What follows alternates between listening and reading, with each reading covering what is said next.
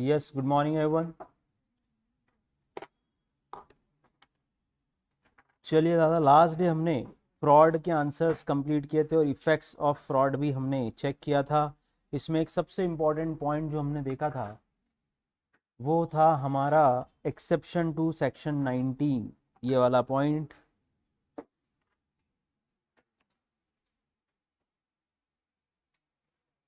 Good morning everyone. Yes, चलिए दादा, last day हमने जो देखा वो था सेक्शन 19 और उसके इफेक्ट। बोले फ्रॉड के इफेक्ट एक बार और रिपीट करें। सबसे पहला, आप कॉन्ट्रैक्ट को कैसा कर सकते हैं? वॉइडेबल। किसके ऑप्शन पे होगा? At the option of party whose consent was so obtained।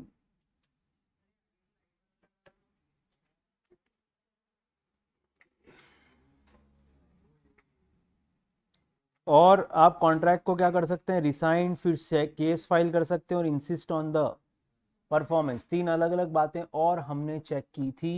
ये तीन बातों के साथ आप फ्रॉड वाले आंसर को, कोई से भी आंसर को कंप्लीट कर सकते हो। और इसमें सबसे इंपॉर्टेंट था फ्रॉडुलेंट साइलेंस। कब फ्रॉडुलेंट साइलेंस वाला केस बनता है? जब आपके पास क्या था? आपके पास means of discovering the truth था विथ ऑर्डिनरी डिलीजेंस। तो ध्यान रखिएगा, यूनिट 3 चल रहा है आर्यन भाई, इसके बाद यूनिट 4 चलेगा। Next, silence amounts to fraud. एक इंपॉर्टेंट आंसर हमने कल देखा, जिसमें हमने कौन से कंसेप्ट को देखा? केवियट एम्प्टर को, कि बायर को या परचेजर को भी बिवेयर रहना पड़ेगा। There is no duty to speak, seller हमेशा लाइबल नहीं होगा। और no duty to disclose fact which are within the knowledge of both the buyer and the seller. जो बातें ऑलरेडी बायर सेलर दोनों को मालूम है, वो डिस्क्लोज करने के लिए किसी भी सेंस में कोई भी लाइबल नहीं है, ध्यान रखिएगा। चलिए दोस्तों, फटाफट से आगे बढ़ते हैं। अब आज से एक नया टॉपिक ले रहे हैं, नया कंटेंट ले रहे हैं। वो है हमारा क्या? साइलेंस अमाउंट्स टू फ्रॉड का अगर आंसर आता है तो हमको क्या क्या लिखना है। सबसे पहला, आपको एक्सप्लेनेशन को कोड करना है सेक्शन 17 के, कि क्या चुप रहना फ्रॉड माना जाएगा, क्या साइलेंस फ्रॉड हो पाएगा। सबसे पहले देखने के लिए आपको दो लाइन जरूर यूज करनी है। Mere silence as to facts, mere silence as to fact likely to affect the willingness is not fraud. Repeat करें लाइन को वापस। Mere silence as to facts likely to affect, क्या अफेक्ट कर रहा है आपकी?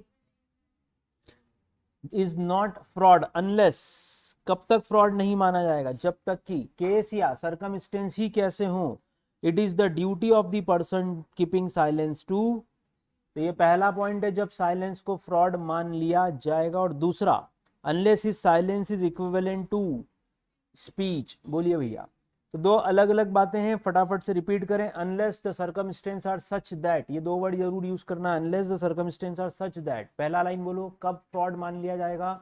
It is the duty of the person keeping silence to speak. और दूसरा, silence itself is equivalent to speech, आपका चुप रहना। सर्कमस्टेंसेस के आधार पर बोल रहे हैं, जो भी बोल रहे हैं, केस टू केस वेरी कर सकता है, ये केस टू केस वेरी कर सकता है, ध्यान रखिएगा। Duty of the person to speak में एग्जांपल्स क्या क्या लेना है अपने को? जब कॉन्ट्रैक्ट किसके हो, अब्रमई फेडे, ये वर्ड यूज करके आना है आपको। कब माना जाएगा कि आपकी ड्यूटी है, you have to speak in a contract, आपको बोलना ही चाहिए, ऐसा कब माना जाएगा? तो सर्कमस्टेंस कैसे हैं? It is the duty of the person observing silence to speak. और ये तभी होता है जब दोनों लोगों के बीच में किसका कॉन्ट्रैक्ट हो? On the basis of uberrimae fidei, जिसको क्या बोलते हैं? Of utmost good faith. और इसके चार एग्जाम्पल दें। सबसे पहला, फिड्यूशरी रिलेशनशिप, सबसे इंपॉर्टेंट एग्जाम्पल फिड्यूशरी रिलेशनशिप होता है सबसे पहला। तो दूसरा बोले, दूसरा कौन सा ले पाएंगे हम? दूसरा, जब हम इंश्योरेंस कॉन्ट्रैक्ट करते हैं तो भी हमारे लिए जरूरी हो जाता है।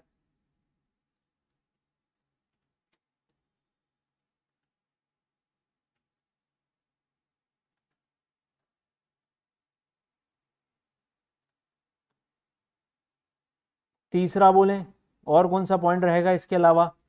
तो हमारे पास इंश्योरेंस के कॉन्ट्रैक्ट्स हैं, फिर कॉन्ट्रैक्ट्स ऑफ मैरिजेज हैं, कॉन्ट्रैक्ट ऑफ फैमिली सेटलमेंट है, और शेयर अलॉटमेंट कॉन्ट्रैक्ट। 5 अलग अलग चीजें हमारे पास हैं, बोलते जाए। सबसे पहला सबसे पहला किसको लेंगे, फिड्यूशरी रिलेशनशिप, दूसरा हम बोलेंगे कॉन्ट्रैक्ट ऑफ इंश्योरेंस, तीसरा बोलेंगे contract of marriage, contract of family settlement, and fifth point है शेयर अलॉटमेंट प्रोसेस।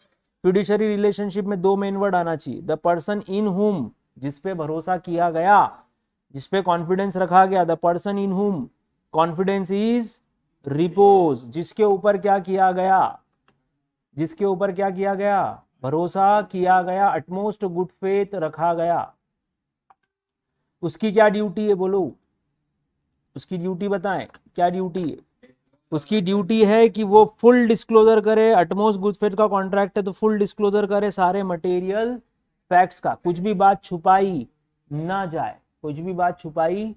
तो लैंग्वेज क्या क्या लिख सकते हैं, देखें सबसे पहले हमको importantly silence amounts to fraud का अगर एक्सप्लेनेशन आ जाता है 6 मार्क्स में तो ये सेक्शन 17 कोड करना जरूरी है, सेक्शन 17 कोड करना जरूरी है, ये ध्यान रखिएगा। आवाज क्लियर है नीरज भाई मेरी तरफ से, आप देख लें आपका नेट कनेक्शन वीक होगा, मेरी तरफ से फुल वॉल्यूम चल रहा है। तो सेक्शन 17 लिखें सबसे पहले तो, और mere silence as to fact does not amount to fraud. हर बार अभी हमने देखा आपको सारी बातें बताना जरूरी नहीं है, ये अभी हमने देखा था, no duty to disclose facts. अब इसके साथ आपको सिर्फ एक ही सिचुएशन ध्यान रखनी है, जब जब कॉन्फिडेंस का केस हो, मतलब कीपिंग साइलेंस की ड्यूटी हो जाए, तो मेन वर्ड हो गया ड्यूटी टू स्पीक, तो पहला वर्ड लो ड्यूटी टू स्पीक, दूसरा लो साइलेंस इटसेल्फ अमाउंट्स टू या इक्विवेलेंट टू स्पीच, दोनों में से कोई एक होगा, बोलिए भैया। अब ड्यूटी टू स्पीक के 5 केसेस हम लिख ही रहे हैं। सबसे पहला वापस बोलो, फिड्यूशरी रिलेशनशिप की लाइन क्या लिख सकते हैं हम, व्हेन द पर्सन इन हुम जिसमें भरोसा जताया गया, तो इन हुम कॉन्फिडेंस इज, मैं आप पे भरोसा कर रहा हूं तो आप पे कॉन्फिडेंस जताया गया, तो आपकी क्या ड्यूटी है, duty to act with utmost good faith and make full disclosure of all the facts, इतना लिखना है। मैरिज इंश्योरेंस कॉन्ट्रैक्ट में बोलो, there is an implied condition that full disclosure should be made, नहीं तो कॉन्ट्रैक्ट कैंसिल कर सकती है इंश्योरेंस कंपनी। तीसरा बोले कॉन्ट्रैक्ट ऑफ मैरिज, क्या बोलना है, every material fact must be disclosed by the parties. Family settlement में भी सेम है, प्रोस्पेक्टस के समय भी क्या करना है, person issuing the prospectus for the shares और डिबेंचर्स, तो क्या करना है, have to all material facts disclose करने उसको। तो ये 5 केसेस हो गए जहां आपकी ड्यूटी है। Second case where silence itself is equivalent to, आपका चुप रहना ही बोलने के बराबर मान लिया जाएगा। तो ये 6 मार्क्स का क्वेश्चन है दोस्तों, फटाफट से बता दें, कमेंट कर दें, ये 6 मार्क्स में आपको इतना आंसर लिख के आना है। आप छोटे कर सकते हैं पॉइंट्स को, एक एक लाइन लिख सकते हैं। तो ये क्वेश्चन इस तरह से आएगा, साइलेंस अमाउंट्स टू फ्रॉड, इसके ऊपर आपको आंसर देना है। Yes, material fact important word. Uberrimae fidei word लिख लेना, उसी के एग्जांपल्स हैं, अब्रामई फेडे के ही ये कैटेगरीज दी हुई हैं आपके मॉड्यूल के हिसाब से। बोलिए भैया फटाफट से।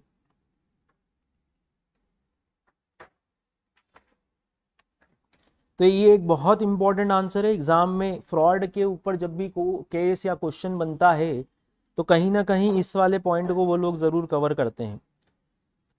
नेक्स्ट, फ्रॉड और मिसरिप्रेजेंटेशन का बड़ा अंतर क्या है। फिड्यूशरी भरोसे की रिलेशनशिप होती है दिव्य, इक्विवेलेंट टू स्पीच आप लिख क्या जानू, अब समझने की जरूरत नहीं है, अब रिवीजन कर रहे हैं अपन। आपका चुप रहना ही बोलना मान लिया जाए।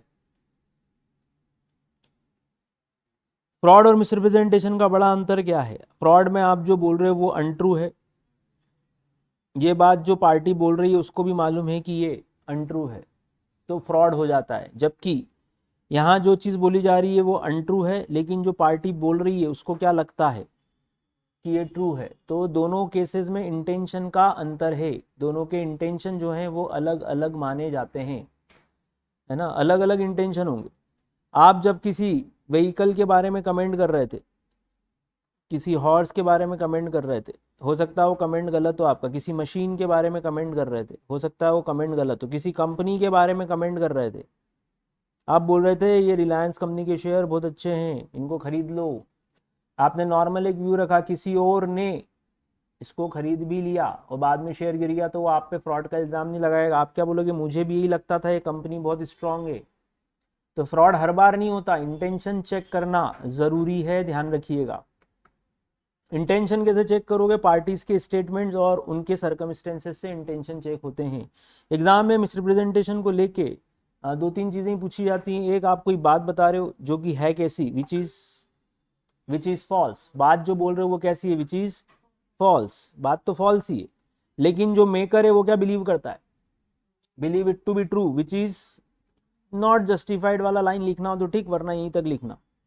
तो लाइन बोले मिसरिप्रेजेंटेशन किसको बोलेंगे, मिसरिप्रेजेंटेशन वर्ड में क्या क्या आएगा, पहला स्टेटमेंट ऑफ फैक्ट, कोई एक बात आप बता रहे हो जो कैसी है, which is false, but the maker जो उस स्टेटमेंट को दे रहा है वो कैसा मानता है, believes it to be true. जैसे अभी मैंने एग्जांपल दिया कि मुझे लगता है रिलायंस कंपनी अच्छी है, इसके शेयर खरीदने चाहिए, मेरी बात पे भरोसा करके आपने शेयर खरीद भी लिए, बाद में शेयर गिर गया, आप बोल रहे हो फ्रॉड किया तूने मेरे साथ। मैं बोलूंगा मेरे को भी ऐसे ही लगता था, अब वो मुझे जो लगता था वो मुझे ट्रू लगता था, लेकिन बाद में मालूम पड़ा कि वो कैसा है, अनट्रू है। तो जो बिलीफ हम करते हैं, जो बिलीफ हम करते हैं उसके साथ वर्ड होता है यूज। अटमोस्ट गुड फेथ का मतलब भरोसे की रिलेशनशिप होती है। यस, चलिए दादा, अगला लाइन जो आप लिखना है कि जब भी कोई ब्रीच ऑफ ड्यूटी होगी लेकिन इंटेंशन किसी को डिसीव करना नहीं है, इंटेंशन डिसीव करना है तो क्या मान लिया जाएगा, फ्रॉड मान लिया जाएगा। और तीसरा, जब कोई पार्टी इनोसेंटली कॉन्ट्रैक्ट में कोई मिस्टेक कर जाए तो भी वो कॉन्ट्रैक्ट मिसरिप्रेजेंटेशन का केस हो सकता है। इनोसेंटली बोल रहे हैं मतलब इंटेंशन कैसा है, किसी को धोखा देना नहीं है, इंटेंशन ऐसा है। तो फटाफट से तीन वर्ड रिपीट कर दे मेन में। मिसरिप्रेजेंटेशन पे केस लॉस थोड़े से कम आते हैं, हालांकि डेफिनेशन के तीन मेन वर्ड बोल सकते हैं। पहला, एक फैक्ट आप बता रहे हो which is false but the maker believes it to be true, ये लाइन से आप आंसर बना सकते हो। दूसरा बोल सकते हो there is a breach of duty without any intention to deceive, मुझे जो बताना चाहिए था मैं नहीं बता पाया, लेकिन मेरा इंटेंशन आपको धोखा देना बिल्कुल भी नहीं था। और तीसरा, party causes even though innocently the other party to make a mistake, दूसरी पार्टी मिस्टेक कर गई मेरे कहने पे। जैसे मैंने अभी कंपनी का ही एग्जांपल लिया, मैंने बोला खरीद लो, आपने खरीद लिया, वो वाली बात है। बोलिए भैया। तो कहने का सेंस ये तीन अलग अलग वर्ड्स हैं यहाँ पर। मिसरिप्रेजेंटेशन को लेके बस आपको मेन अंतर जो समझना है वो इंटेंशन का ही समझना है। ध्यान रखना, आप यहाँ जो बोल रहे हो है तो अनट्रू, लेकिन जो पार्टी बोलती है वो उसको क्या मानती है, ट्रू मानती है। बोलिए। इसीलिए बहुत सारी शॉप्स पे आप एक बोर्ड लगा हुआ देखते हो, आपने कभी ध्यान दिया हो तो, कि we are the sellers, we are not the manufacturers. क्योंकि बहुत सारी बार सेलर क्या है, बातचीत के दौरान, बोलने के दौरान प्रोडक्ट के बारे में बहुत सारी बातें बोल जाता है कि ऐसा है ऐसा है ऐसा है। कैसे भाई, उसको जैसा कंपनी ने बताया वैसा ही सेलर रिपीट करता है रट्टू तोते की तरह, कि इस प्रोडक्ट में तो ऐसा है ऐसा है ऐसा है ऐसा है ऐसा है। उसको भी नहीं मालूम है वैसा है ये नहीं है। उसने कौन से पंखे की बैटरी खोल के देख ली, अंदर की मोटर, एसी की बैटरी खोल के देख ली, वो तो बोल देता है कंपनी बोल रही है तो हम भी बोल रहे हैं। बोले भैया। तो कहने का मतलब क्या हुआ कि मिसरिप्रेजेंटेशन में इंटेंशन का चेकिंग जरूरी है। आखिरी पॉइंट है हमारे पास, वो है मिस्टेक। रिपीट करें, मिस्टेक की डेफिनेशन में दो इंपॉर्टेंट वर्ड, इनोसेंट और इरोनियस बिलीफ। इनोसेंट या इरोनियस बिलीफ जिससे पार्टी क्या करती है, मिसअंडरस्टैंड करती है। अब आप याद करो, फ्री कंसेंट में आपने पढ़ा है कि नॉर्मली केसेस किस में चले जाते हैं, वॉइडेबल में, लेकिन मिस्टेक में केस किस में जाएगा, वॉइड में जाएगा। ध्यान रखना। आप इस कन्या को देखने गए थे, पसंद इसको करके आ गए, आपको लगा यही कन्या है जिसको मैं देखने आया हूं, तो मिस्टेक का केस हो गया। फिल्मों में ऐसा सीन बहुत बार आता है कि अपना हीरो गया हीरोइन को देखने, लेकिन पसंद को आर्टिस्ट को कर रहा है, फिर बाद में बत्ती जल रही कि मैं तो इसको देखने आया था। मिस्टेक। दो कार का एग्जांपल बहुत सिंपल, कि कार ये वाली सेल करनी थी, आप ये वाली कार समझ रहे हो, तो in on the same thing in the same sense वाला केस है बेसिकली ये। बोलिए भैया। हाँ यश जी, इतना नहीं लिख पाएंगे, आप लिख सको तो लिख देना। अनूप जी, रॉन्ग क्वेश्चन।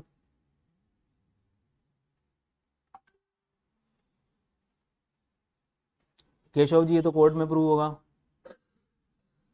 नहीं अनुष्का जी, मिस्टेक के केस में एग्रीमेंट किस में जाएगा, वॉइडेबल की वॉइड, पहले तो ये तय करो, वॉइडेबल की वॉइड। वॉइड, वॉइडेबल में नहीं जाएगा कभी भी, ये ध्यान रखिएगा। तो मिस्टेक के केस में दो तरह की मिस्टेक, एक मिस्टेक ऑफ लॉ और एक mistake of fact. Mistake of fact कितने तरह की होती है, बायलैटरल और यूनिलैटरल। इस पे केस आता है क्वेश्चन एग्जाम में, ध्यान से सुनिएगा।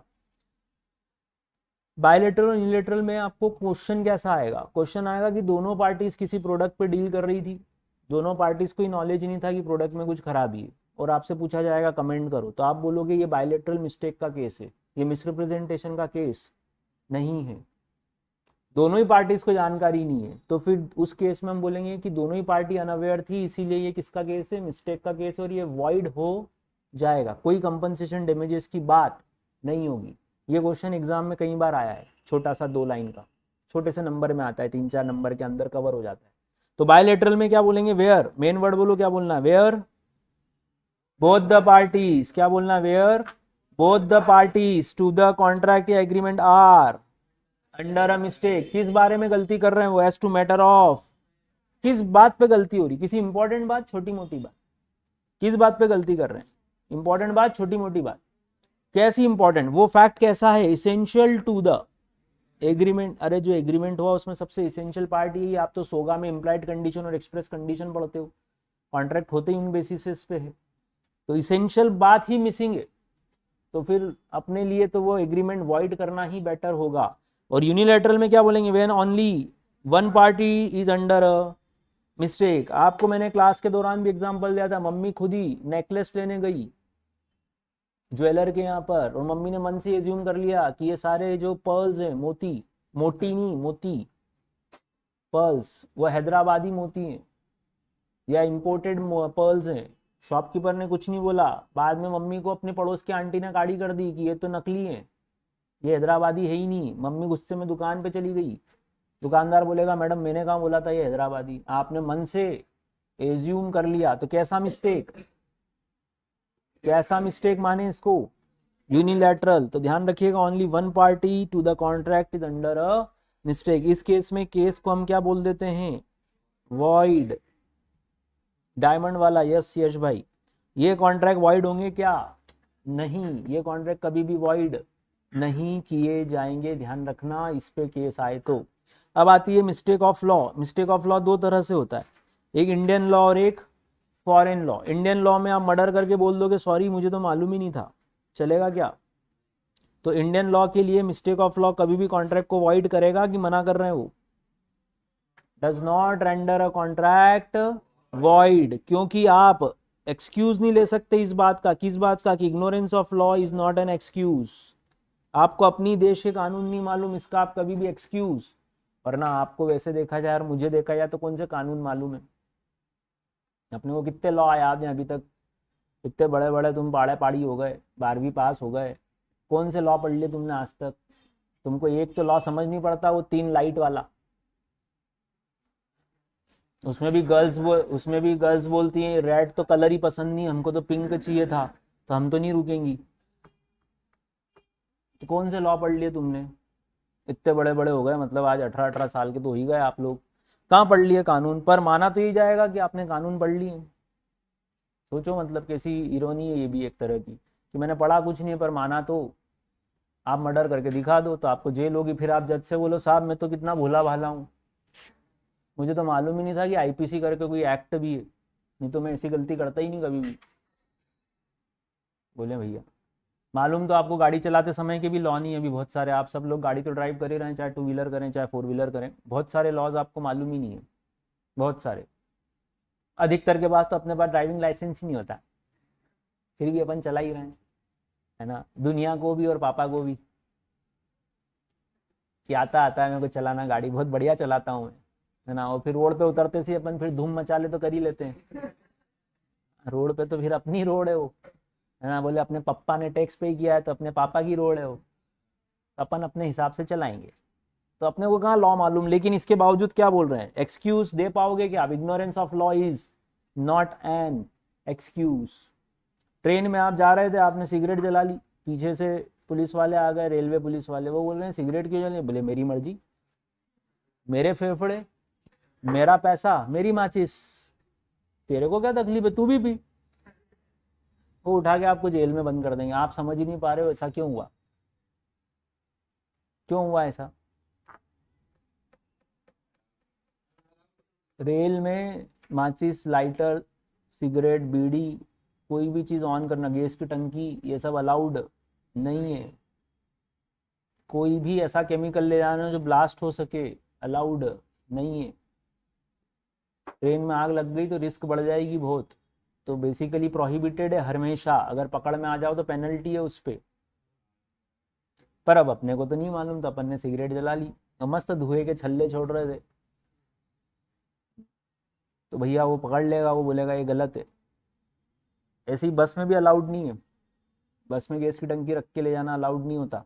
वो अपन ले जाते हैं वो अलग बात है, अपन ले तो खैर भेड़ बकरी भी भर लेते हैं उसमें अपने यहाँ बसों में, हम गाँव में बेचारे क्या करें, है ना। तो सिर्फ उनका खुद का जो किचन है वहाँ अलाउड है गैस की टंकी ट्रेन में। तो अपने को भी लॉ नहीं मालूम, लेकिन क्या करें यार, ignorance of law is not an excuse, ये कभी भी एक्सक्यूज नहीं हो सकता। इसीलिए कोई कॉन्ट्रैक्ट इंडियन लॉ की मिस्टेक का हुआ तो वो वॉइड नहीं होगा। थ्योरी में लाइन रिपीट करें, क्या लिख के आना, mistake of law does not render a, as one cannot take excuse of ignorance of law of his own country। अरे कई बार अपन ही वन वे में घुस जाते हैं, अपने को ध्यान ही नहीं रहता, पुलिस वाला रोकता तो ध्यान आता है कि कहाँ लगा, कहाँ है बोर्ड वन वे का, वो बोलता वो पीछे, अबे बोले उस पर तो पोस्टर लगा दिए लोगों ने, दिखा ही नहीं। अपने हिंदुस्तान में वन वे की क्रॉसिंग वाले पे ही तो पोस्टर लगा रहता है, कैटरीना साड़ीज, तो वन वे तो दिखा ही नहीं, मेरे को तो कैटरीना दिख रही थी। अपन बोलते हैं अंकल मम्मी कसम मेरे को नहीं मालूम था कि ये सिंगल रोड है, नहीं तो मैं आता ही नहीं। वो बोलेगा भाई चालान तो देना पड़ेगा। Ignorance of law is not an excuse, ये लाइन लिख के आना। अगर अगर मिस्टेक किसकी हुई, फॉरेन लॉ की हुई, तो जरूर आप क्या कर सकते हो, तो जरूर आप बोल सकते हो एक्सक्यूजेबल है। क्यों एक्सक्यूजेबल है भैया? क्योंकि फॉरेन का लॉ आपको मालूम है ये जरूरी नहीं है, ध्यान रखना, ये ध्यान रखना। तो कहने का सेंस, दो अलग अलग वर्ड्स पे ध्यान रखना, सेंटेंसेस 4 मार्क्स के हिसाब से क्वेश्चन आए तो मिस्टेक ऑफ लॉ में लिखना, mistake of law does not render a contract void. क्यों नहीं है? क्योंकि because one can not take excuse of ignorance of law. वरना तो हर व्यक्ति मर्डर करके बोलेगा मुझे क्या मालूम था, चोरी करके बोलेगा अच्छा चोरी पाप है क्या, चोरी करना गलत है क्या।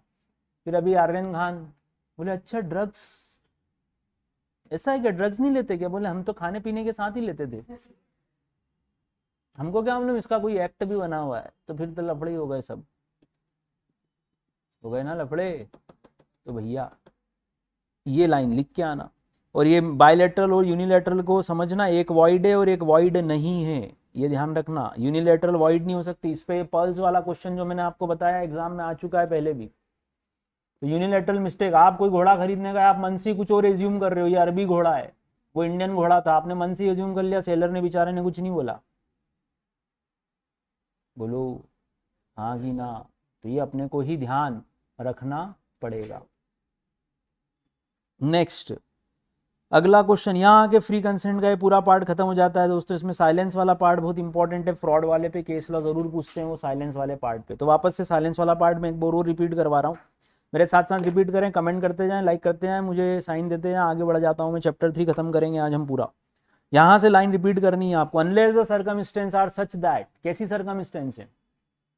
जिसमें it is the duty of the person keeping silence to speak, या silence itself is equivalent to speech. Anup भाई आपके लिए एक एग्जांपल दे देता हूं, साइलेंस इक्विवेलेंट टू स्पीच है। तो आपने क्लास में कोई मस्ती कर दी, तोड़फोड़ कर दी, आप बचपन से ही शरारती हो, आप क्लास 5th 4th 3rd के बच्चे हो, पूरी क्लास में बेंच पे चढ़ते रहते हो, कभी ट्यूबलाइट फोड़ देते हो, कभी लड़कियों की चोटी खेच देते हो, कभी मैडम को गोल गोल घुमा देते हो। टीचर परेशान, पापा को कॉल किया, पापा पूछ रहे हैं क्यों ट्यूबलाइट फोड़ी, आप चुप हो। पापा ने समझ लिया ना कि नहीं समझा, silence itself equivalent to speech. तो सर्कमस्टेंस ये थी, जब कोई सेलर बायर के बीच में कोई कॉन्ट्रैक्ट हो रहा है, बायर पूछ रहा है क्यों ये 100 वाट का है ना, और सेलर कुछ नहीं बोल रहा, तो बायर क्या एज्यूम करेगा कि 100 का ही है। अरे उसने पूछा था कि ये 100 वाट का ही ना, बल्ब लंबा चलेगा ना, वारंटी है ना इस पे 2 साल की, सेलर ने कुछ नहीं बोला, तो बायर क्या एज्यूम करेगा? आपका चुप रहना इटसेल्फ किसके बराबर हो गया? इक्विवेलेंट किसके बराबर? स्पीच। आपने मर्डर कर दिया, जज पूछ रहा है भैया ये आप पे आरोप लगा रहे हैं, आपने मर्डर किया, आपको अपने पक्ष में कुछ कहना है, आपने मुंह नीचे कर लिया, आपने अपना थोपड़ा जो है नीचे कर लिया ऐसे, तो मान लो क्या हो गया, silence itself is equivalent to speech. आपका चुप रहना ही आपके बोलने के बराबर है। तो ये दो केसेस जरूर लिख के आना, और इसके केसेस में टाइटल जरूर लिखना। 5 टाइटल रिपीट करें। पहला फिड्यूशरी मतलब भरोसे की रिलेशनशिप, दूसरा इंश्योरेंस, मैरिज, फैमिली सेटलमेंट और शेयर अलॉटमेंट कॉन्ट्रैक्ट्स। बोले भैया, बोले भैया, क्लियर है? चलो दादा, नेक्स्ट पार्ट। यहां पे आपने दो अलग अलग पार्ट देख लिए, एक देख लिया आपने कैपेसिटी टू कॉन्ट्रैक्ट और एक देख लिया प्री कंसेंट। इसके अलावा देख लिया कंसीडरेशन, इसके अलावा देख लिया ऑफर एंड एक्सेप्टेंस। तो सेक्शन 10 के कितने पॉइंट्स पूरे हो गए? एग्रीमेंट पूरा हो गया, कैपेसिटी टू कॉन्ट्रैक्ट, फिर प्री कंसेंट। अब क्या पढ़ना है? कंसिडरेशन कैसा होना चाहिए? लॉफुल, एंड ऑब्जेक्ट भी कैसा होना चाहिए? लॉफुल। तो अगला पॉइंट हमारे पास जो है वो क्या है? व्हेन कंसिडरेशन या object will be treated as, line बोलते जाए मेन मेन वर्ड। पहला it is forbidden by law, दूसरा बोले इज फ्रॉड्यूलेंट, बोलो इज फ्रॉड्यूलेंट, तीसरा involves injury to the person या प्रॉपर्टी, चौथा it is immoral, fifth oppose to. हाँ, 5 पॉइंट रिपीट करें भैया, जो इजी है पहले वो बता दें। पहला कैवेट, कैवेट sorry it is forbidden by law, दूसरा फ्रॉड्यूलेंट, तीसरा इंजुरी टू द पर्सन या प्रॉपर्टी, बोलो भैया, फोर्थ इमोरल, कोर्ट इसको अनैतिक मानती है, इमोरल, अनैतिक, फिफ्थ अपोज टू, और सिक्स्थ है वो इस नेचर का है कि अगर परमिट किया गया, अगर कोर्ट ने उसको परमिट करा तो वो लॉ को ही डिफीट कर देगा। इस तरह का कॉन्ट्रैक्ट है कि अगर परमिट करा तो लॉ को ही डिफीट कर देगा। बोलो भैया। आर्यन जी क्वेश्चन गलत जा रहा है आपका। केवेट एम्प्टर करके थ्योरी पढ़ी हुई है आपने। हर चीज दुकानदार बताएगा कि सिगरेट पीने से कैंसर होता है, वाह। दारू के ठेके पे जाके दारू ले रहे हो, दारू बेचने वाला बोलता है कि नशा होगा, नशा। मिस रिप्रेजेंटेशन का इफेक्ट वाइडेबल होगा, अनुष्का सेक्शन 19 अप्लाई होगा। चलिए 5 बातें 6 बातें हमने रिपीट की। अगर इसमें एग्जाम में डायरेक्ट क्वेश्चन आ जाए कि कब अनलॉफुल होगा, कब अनलॉफुल होगा, तो ये 6 बातें लिख देना, रिपीट करें। पहला फॉरबिडन, इलीगल है, दिख ही रहा है।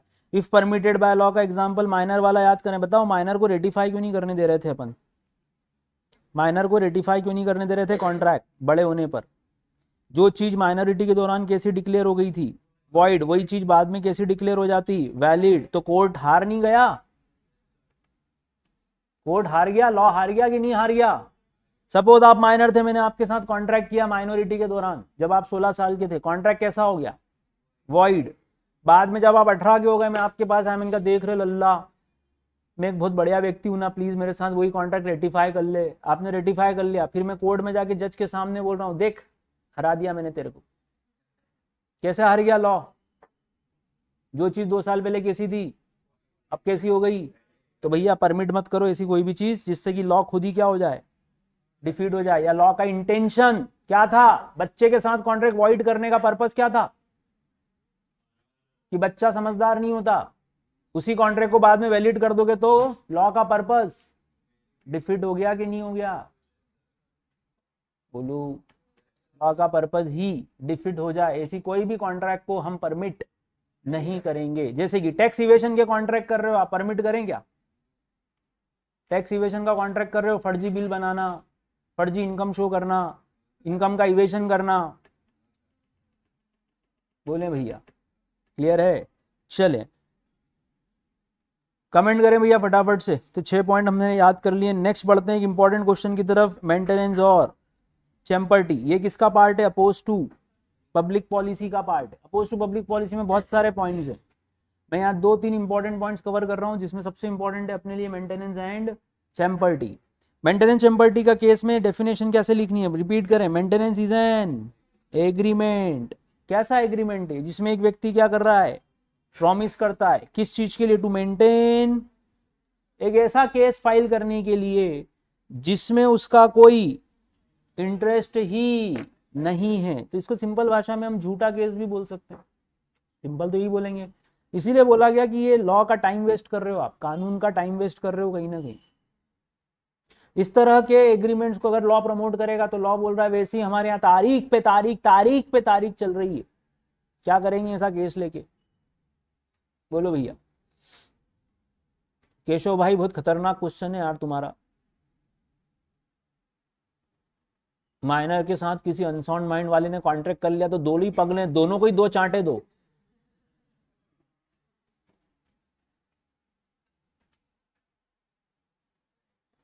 निशिता जी डिटेल ही पढ़ना है तभी तो पूरा कोर्स पढ़ाते हैं अपन रेगुलर में। अगर सिर्फ हेडिंग पढ़ानी होती बेटा तो मैं रेगुलर में भी हेडिंग हेडिंग ही पढ़ाता, अभी पूरा आंसर क्यों रिपीट करवा रहा हूँ? अपनी प्लेज और दूसरी प्लेजेस में क्या अंतर है? अपन पूरा टाइटल पढ़ के अंदर का भी समझ रहे हैं, किसी ऊपर ऊपर के टाइटल पढ़ के आगे बढ़ रहे हैं।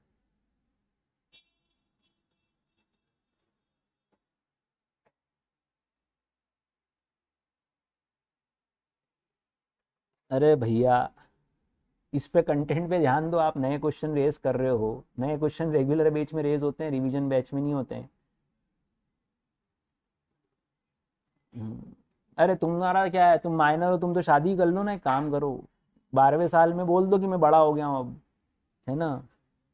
अनलॉफुल में बस टाइटल ही लिखने निशिता जी, अनलॉफुल का पूछे तो इतना ही लिख के आना है, बस ये इतना ही समझा देंगे तो बहुत है, जितना यहाँ लिखा हुआ है चलेगा। चलिए मेंटेनेंस चैम्बर्टी की डेफिनेशन मेरे साथ साथ याद करें भैया, रिपीट करना शुरू करें। पहला, मेंटेनेंस कैसा एग्रीमेंट है जिसमें एक व्यक्ति क्या कर रहा है, प्रॉमिस कर रहा है, किस चीज का? To maintain suit in which he has no interest. बोलो बोलो, हाँ कि ना, बोलो भैया, आई बात समझ में? तो अब आप ऐसा केस फाइल कर रहे हो जिसमें आपका कोई इंटरेस्ट नहीं है। दूसरी लाइन याद करो इसी की, चैम्बर्टी भी एक एग्रीमेंट है जिसमें एक व्यक्ति क्या कर रहा है, agrees to assist, word change हो गए क्या यहाँ पे थोड़े से, यहाँ पे था मेंटेन, प्रोमिसेस टू मेंटेन, और अब क्या बोल रहे हैं? हाँ उन्हीं जी पूरे मार्क्स मिलेंगे। यहाँ वर्ड क्या यूज कर रहे हैं, एग्रीज टू असिस्ट अनादर इन। भैया आप लोग अगर रिवीजन बैच का फायदा उठाना चाह रहे हैं तो बजाय कमेंट करने पे और उस पर फोकस करने पे पहले यहाँ साथ साथ याद कर लो तो फायदा है इसका, वरना तो आप कमेंट ही करते रह जाओगे। कमेंट हर आंसर के बाद करो, ज़्यादा बेटर है, मैं इतने कमेंट्स एक साथ पढ़ भी नहीं सकता, है ना। चलिए चैम्बर्टी की डेफिनेशन अच्छे से याद करो, एग्जाम में इसके ऊपर केस लॉ पूछे गए पहले भी। चैम्बर्टी इज एन एग्रीमेंट, कैसे, in which a person agrees to assist another in litigation. एक व्यक्ति दूसरे को असिस्ट कर रहा है, किस लिए? In exchange of a promise to hand over a portion of the proceeds, hand over a portion of the proceeds. ये दोनों चीजें समझनी पड़ेंगी आप, ये दोनों चीजें समझनी पड़ेंगी आपको। रिपीट करें वापस से, champerty is an agreement in which a person agrees to assist another in, किस लिए असिस्ट कर रहा है वो? In exchange of the promise, है ना। तो किसी केस में, लिटिगेशन में, किसी केस में, किसी सूट में हेल्प कर रहा है to hand over a portion, to hand over a portion of the proceeds of the action. दोनों में अंतर समझे भैया, दोनों का अंतर समझ लो एक बार। जब हम मेंटेनेंस की बातें करते हैं, एक्स वाई को पैसे दे रहा है कि तू जेड पे केस लगा, इसमें एक्स का कोई इंटरेस्ट है ही नहीं। या अंकुर आपने सुना ही नहीं, कृतिका मैं बोल रहा हूँ लिटिगेशन मतलब सूट, आप लोग सुन नहीं रहे हो बेटा। अरे क्या एक ही वर्ड को 4 बार पूछ रहे हो? अभी बताया ना, लिटिगेशन मतलब केस, सूट फाइल करना। देखो लिखा है मैंने यहाँ पर, ये लिटिगेशन पे एरो बनाया, सूट बोला ना। चलो एक्स ने वाई को कॉन्ट्रैक्ट करके बोला मैं 1 लाख रुपए दूंगा अगर वो किस पे केस कर दे, जेड पे। और सेकंड केस में एक्स वाई से बोल रहा है कि तू जेड पे केस लगा, इसमें उसका कोई इंटरेस्ट नहीं है। यहाँ पे वो बोल रहा है कि जो भी केस में जीतेंगे उसका 50% पार्ट मेरा होगा। तो एक जगह क्या बोलोगे, इंटरेस्ट है, और एक जगह क्या बोलेंगे, इंटरेस्ट नहीं है। बोलो, एक जगह बोलेंगे इंटरेस्ट है और एक जगह बोलेंगे इंटरेस्ट नहीं है। तो ये केस मेंटेनेंस का हो गया और ये केस चैम्बर्टी का हो गया। तो दोनों ही केसेस में आंसर, तो पहला आंसर क्या है, हमेशा अनलॉफुल है, इसीलिए वॉइड है, ऐसा हम एग्जाम में लिख के आएंगे। लेकिन कुछ केसेस हैं जिसमें ये केस कैसे हो सकते हैं वैलिड। कैसे, एक एग्जांपल देता हूं। ये एक फार्मर है, इसकी जमीन पर, इस किसान की जमीन पर किसी गुंडे ने कब्जा कर लिया, जबरदस्ती जमीन छीन ली। किसान केस लगाना चाहता है लेकिन उसके पास पैसा केस लगाने का नहीं है। ऐसे में मैंने उसकी मदद की, सीए चेतन मंत्री ने, मैंने बोला भाई तू केस लगा, तेरी जमीन वापस ले ले। फार्मर बोल रहा है इसमें 2 लाख रुपए का खर्चा है, मैंने कहा मैं दे रहा हूँ चलो। फार्मर बोल रहा है मैं वापस कैसे करूंगा, तो मैंने उसको जवाब दिया जब तू केस जीत जाए तो उसमें से मुझे वापस कर देना। अब बताएं ये वैलिड है कि वॉइड है? अब ये पोजीशन बताएं फटाफट से, वैलिड है कि वॉइड है? अब इसमें मेरा इंटरेस्ट क्रिएट हो गया, हाँ। क्या इसमें से जो भी प्रोसीड्स आएंगी, प्रोसीड्स मतलब जो भी पैसा आएगा, जो भी रिसिप्ट आएगी, उसमें मेरा भी कुछ हिस्सा रहेगा। कितना हिस्सा है मेरा? 2 लाख रुपए में मेरे वापस लूंगा। तो ये वैलिड है कि वॉइड है? ये वैलिड है। तो देखो चैम्बर्टी मेंटेनेंस किन किन केसेस में वैलिड हो सकता है। देखें 2 केसेस में ये कॉन्ट्रैक्ट वैलिड होंगे जब तक कि आप ये बात उल्टी प्रूव ना कर दो। अगर आपने ये प्रूव कर दिया कि ये अनरीजनेबल और अनजस्ट था, किसी के विरुद्ध अन्याय था, आप किसी को परेशान करने के लिए केस ठोक रहे हो, तो फिर ये वॉइड हो जाएगा, वरना तो फिर ये कैसा हो जाएगा? वैलिड। तो लाइन कैसे लिखनी है, लाइन देख लो भैया, फिर लीगल लैंग्वेज नहीं लिखते हो, मार्क्स कट जाते, फिर आप बोलते हो पेपर वो टफ था। पेपर कोई टफ नहीं होता, पेपर तो इजी आ रहा है हर बारी, आप लिख के ही नहीं आते हो बेचारे, मार्क्स कैसे दें? तो लाइन कैसे लिखनी है, लिखो agreement for supplying funds by way of maintenance and champerty is valid unless, पहला केस, ये मेंटेनेंस चैम्बर्टी कैसा हो रहा है? अनरीजनेबल ही हो रहा है। और कैसा हो रहा है? किसी के खिलाफ अनजस्ट हो रहा है, आप किसी को परेशान कर रहे हो, कहने का मतलब ये है। इंटेंशन आपका बोनाफाइड है कि मेलाफाइड? इंटेंशन आपका कैसा हो गया, गुड फेथ की बैड फेथ? और दूसरा आपका मोटिव ही कैसा है, मैलिशियस मोटिव। आप खराब इंटेंशन के साथ किसी को जबरदस्ती केस में उलझा के रखने के लिए, किसी को परेशान करने के लिए अगर केस फाइल करवा रहे हो तो ये कहलाएगा malicious and not with bona fide object. अब बताओ मेरे केस में, इस वाले केस में ऑब्जेक्ट कैसा है, बोनाफाइड है कि मैलिशियस है? बोनाफाइड है। किसी के साथ अनजस्ट है कि जस्टिस दिलवाने के लिए है? हम इस गुंडे पे केस क्यों लगा रहे हैं, जस्टिस के लिए कि अनजस्ट कर रहे हैं उसके साथ? जस्टिस दिलवाने के लिए। तो ध्यान रखना भैया 2 केसेस। लैंग्वेज रिपीट कर लें एक बार और वापस से, चैम्बर्टी की डेफिनेशन रिपीट करें वापस से एक बार। It is an agreement in which a person agrees to assist another in litigation in exchange of a promise to hand over। मुझे कुछ बदले में मिलेगा या नहीं मिलेगा? अगर ये डेफिनेशन एग्जैक्ट नहीं गई तो आप मन से तो नहीं लिख पाओगे, ये तो तय है। इसमें मन से लिखने लायक कुछ है ही नहीं, याद ही करना है इसको।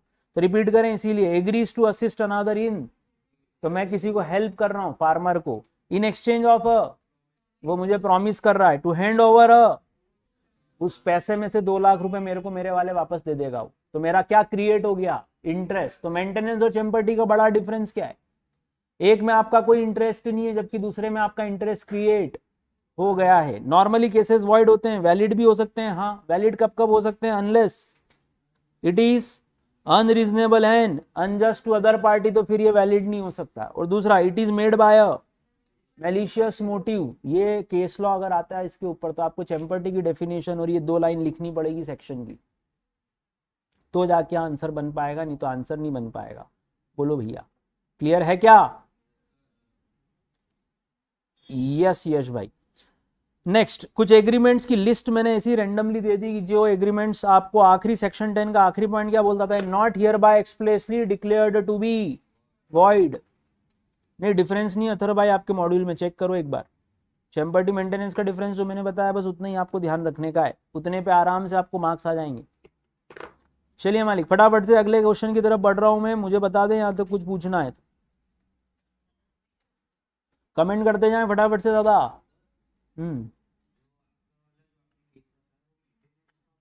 चैम्बर्टी चैम्बर्टी मांग तो रहा हूं,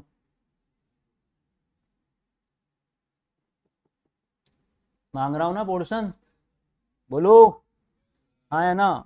नहीं हमेशा, अरे आर्यन भाई क्या पूरी रामायण गा दी, फिर आप बोल रहे हो राम जी कौन थे? अबे अरे आर्यन हीरो क्या कर रहा है भाई, ये समझा है ना, ये इतनी देर से एक्सेप्शन समझा तो रहा हूं मैं, और क्या कर रहा हूं?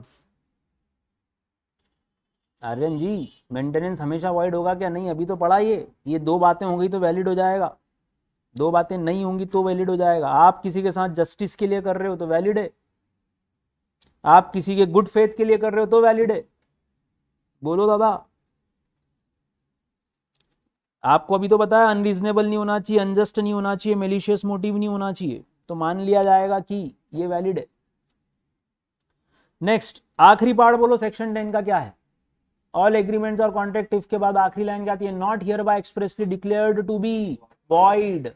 अब यहाँ पे आपको कौन सी लिस्ट दी, ऐसे एग्रीमेंट जो साफ साफ क्या डिक्लेयर्ड है, वॉइड ही डिक्लेयर्ड है, वॉइड ही डिक्लेयर्ड है। वॉइड डिक्लेयर्ड है इसका मीनिंग क्या है कि ये वाले एग्रीमेंट करोगे अगर तो ऑटोमेटिकली वो एग्रीमेंट ही रहेगा, कॉन्ट्रैक्ट तक तो कभी भी नहीं पहुंच पाएगा।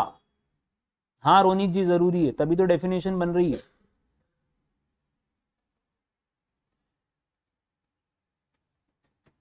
चैम्पर्टी में हमेशा एक्सचेंज होगा, यस। मानस भाई मैंने बता दिया है, आप चाहें तो पीछे लेक्चर वापस से सुन लीजिएगा। स्टिफलिंग प्रोसिक्यूशन का मतलब क्या होता है समझे भैया, आपने चोरी की, आपको चोरी करते हुए किसी ने देख लिया, जैसे मैंने देख लिया, है ना, और मैं बोल रहा हूं मैं अब जाके पुलिस को बताऊंगा, सिंघम ढिंग ढांग ढिंग ढांग ढिंग ढांग, सिंघम ढिंग ढांग ढिंग ढांग। आपको डर लग रहा है, बहुत पड़ेंगे बोले अंदर। आपने बोला 1 लाख रुपए दूंगा, गवाही मत देना। बताओ ये एग्रीमेंट किस लिए हो रहा है, किससे बचने के लिए हो रहा है, सजा से बचने के लिए। तो प्रोसिक्यूशन का हिंदी मतलब क्या होता है, नॉर्मल हिंदी मतलब सजा। सजा से बचने के लिए कोई एग्रीमेंट करोगे तो ये इंटरफेरेंस इन जस्टिस है कि नहीं है। आप लॉ को खरीदने की कोशिश कर रहे हो, क्या माना जाए, अपन ने सेटलमेंट कर लिया तो ये कैसा एग्रीमेंट है, वॉइड। अब मैं कोर्ट में गया, मैंने बोला नहीं नहीं ये तो बहुत ईमानदार है, आप बरी हो गए बाई इज्जत। बाहर आके मैंने बोला मेरे 1 लाख रुपए, आपने बोला हट, कौन से 1 लाख। फिर मैं बोल रहा हूँ मैं कोर्ट में जाके बोल दूंगा तूने ही चोरी की, बोले जा बोल दे जा। एग्रीमेंट ही कैसा है पूरा ओवरऑल, वॉइड ही है। Oppose to public policy, oppose to public policy है, इसीलिए कैसा है, unlawful object and unlawful consideration माना जाता है ना, इसीलिए। तो लिस्ट बोलो कौन कौन सी आप ऑलरेडी पढ़ चुके हो। देखो सबसे पहला इनकॉम्पिटेंट वाला वॉइड है, आप पढ़ चुके हो। बायलेटरल आप पढ़ चुके हो, जो आपको पहले से ही मालूम है, जिसको रटने की जरूरत ही नहीं है आपको, आप आराम से ये देख सकते हो। पहला बोलो इनकॉम्पिटेंसी, दूसरा बायलेटरल, तीसरा अनलॉफुल कंसिडरेशन एंड ऑब्जेक्ट। इसमें भी एग्रीमेंट कैसे हो गए अपने आप ही, एक्सप्रेसली डिक्लेयर्ड टू बी। अरे आपको कैसे मालूम कि माइनर के साथ एग्रीमेंट वॉइड है, किसने बताया ये, कौन से लॉ ने, किसने बताया ये कि माइनर के साथ एग्रीमेंट वॉइड है। अरे ये सेक्शन 11 में पढ़ा ना तुमने, तो तुम घर से लिख के लाए कि मैं घर से लिख के लाया, किसने बताया अपने को ये expressly declared to be void की लाइन किसने लिखी, इंडियन कॉन्ट्रैक्ट एक्ट के अंदर लिखी हुई है सेक्शन 11 में। ऐसे ही एग्रीमेंट मेड विदाउट कंसिडरेशन भी कैसे होते हैं, वॉइड कुछ केसेस में वैलिड हो सकते हैं। Agreement in restraint of marriage, agreement in restraint of और लीगल, ये सब भी एक्सप्रेसली वॉइड है, मतलब कोर्ट तक जाने की जरूरत ही नहीं है। फिर agreement the meaning of which is और वेजरिंग, और आखिरी एग्रीमेंट टू डू इम्पॉसिबल है। ये लिस्ट आप आराम से मन से लिखना आनी चाहिए, कभी रैंडमली वो क्वेश्चन पूछ लें कि बताओ ऐसे कौन से एग्रीमेंट है जो इंडियन कॉन्ट्रैक्ट एक्ट ने ही वॉइड अब इनिशियो कर रखे हैं। रिपीट करें मेन वर्ड, पहला इनकॉम्पिटेंसी, दूसरा बायलेटरल, तीसरा कंसिडरेशन ऑब्जेक्ट अनलॉफुल हैं, चौथा विदाउट कंसिडरेशन, पांचवा restaurant of marriage trade legal proceeding, marriage trade legal proceeding. फिर अब मीनिंग अनसर्टन है तो ऑफर एक्सेप्टेंस कैसे दोगे, कोर्ट बोल रही फुर्सत में हो तुम दोनों, इसका मतलब कॉन्ट्रैक्ट तुम्हारा अनसर्टन चल रहा तो यहाँ क्यों आ गए। फिर वेजरिंग और फिर इम्पॉसिबल एक्ट्स। ये लिस्ट है, मन से लिखना आना चाहिए, सेक्शन लिख पाओ बढ़िया, नहीं लिख पाओ कोई बात नहीं। अगला क्वेश्चन एक और, क्या agreement in restraint of trade void होता है, इस पे केस आते हैं भैया, और इसके एक्सेप्शन बताओ, इस पे केस लॉ भी आता है, इसलिए कंटेंट ध्यान से देखिएगा। नॉर्मली क्या मैं किसी को बिजनेस करने से रोक सकता हूं, क्या हम किसी को ट्रेड करने से रोक सकते हैं कि हम आजाद भारत के आजाद पंछी हैं, कहीं भी कुछ भी कर लो बस लीगल होना चाहिए, हाँ या ना। तो हम किसी को भी ट्रेड करने से रोक सकते हैं क्या। मैं इस बिजनेसमैन को बोल रहा हूँ तू दुकान नहीं खोलेगा, ये बोले क्यों नहीं खोलूंगा, मेरा इच्छा, मेरे को जो करना हो करूँ, बोलो तो फिर बोला गया an agreement by which any person is restrained from exercising a lawful, बोलो 3 वर्ड, प्रोफेशन, ट्रेड और पीटीबी इज वॉइड। आप किसी को भी बिजनेस, ट्रेड, प्रोफेशन करने से नहीं रोक सकते। फिर उसके कुछ एक्सेप्शन है कि कब कब आप उसको रोकोगे तो भी एग्रीमेंट कैसा होगा, वैलिड। इसके 4-5 केसेस हैं, इसमें से किसी एक पे केस आए तो आप सिर्फ उसी पॉइंट को लिखेंगे। अगर पूरा क्वेश्चन आ जाए तो आपको ये 5 पॉइंट पे 2-2 लाइन जरूर लिखनी पड़ेगी, तो मार्क्स आएंगे। क्वेश्चन हमेशा जो आएगा वो एक्सेप्शन पे आएगा। Agreement in restraint of trade तो हमेशा ही कैसा है, हाँ, तो इस पे क्या पूछना है, तो 2 लाइनें मन से कोई भी लिख देगा। क्वेश्चन किस पे आना चाहिए। अब उसमें पार्टनरशिप में भी आपने पढ़ा हुआ है, पहला केस सेल्स द, पहला केस किसका है, गुडविल का। अगर मैं गुडविल सेल करके जा रहा हूं तो बायर मेरे साथ क्या एग्रीमेंट करेगा कि आप सिमिलर बिजनेस कैरी नहीं करोगे। अरे तुम ही बायर हो तो तुम क्या बोलोगे मुझसे कि अब आप सिमिलर बिजनेस कैरी। अब इस पे क्या क्वेश्चन आया था वो समझ लो। मैं अपने बिजनेस की गुडविल आपको सेल कर रहा हूं, क्वेश्चन समझे भैया, मैंने अपने बिजनेस की गुडविल आपको सेल कर दी, या आप हो, आपने इसके बदले मुझे 10 करोड़ रुपए भी दे दिए, तो आप क्या चाह रहे हो, आपने ये दुकान, मेरा बिजनेस, मेरी गुडविल पूरी का परचेज कर ली, अगले ही दिन मैं आपके पास शटर ओपन करके बैठ जाऊं वापस से। क्या चाहते हैं, क्या ऐसा करें कि अगले ही दिन मैं आपके पास आके बैठ जाऊं फिर से, वो दुकान फिर से शुरू कर दूं ताकि आपके आने वाला कस्टमर फिर से मेरे यहाँ पे आए। क्या ये परमिसिबल है, क्या ऐसा करने दोगे। तो आप क्या एग्रीमेंट करोगे कि अब आप सिमिलर बिजनेस कैरी नहीं कर सकते। कहां तक नहीं कर सकते, तो किसी पर्टिकुलर एरिया या लोकेलिटी तक आप बिजनेस नहीं कर सकते। अब इस पे एग्जाम में क्वेश्चन आया हुआ है, पहले क्वेश्चन था कि एक्स ने अपनी गुडविल वाई को सेल किया 10 लाख रुपए में, as per terms of agreement X will not carry the business in whole of India. Comment, क्या ये एग्रीमेंट वैलिड है।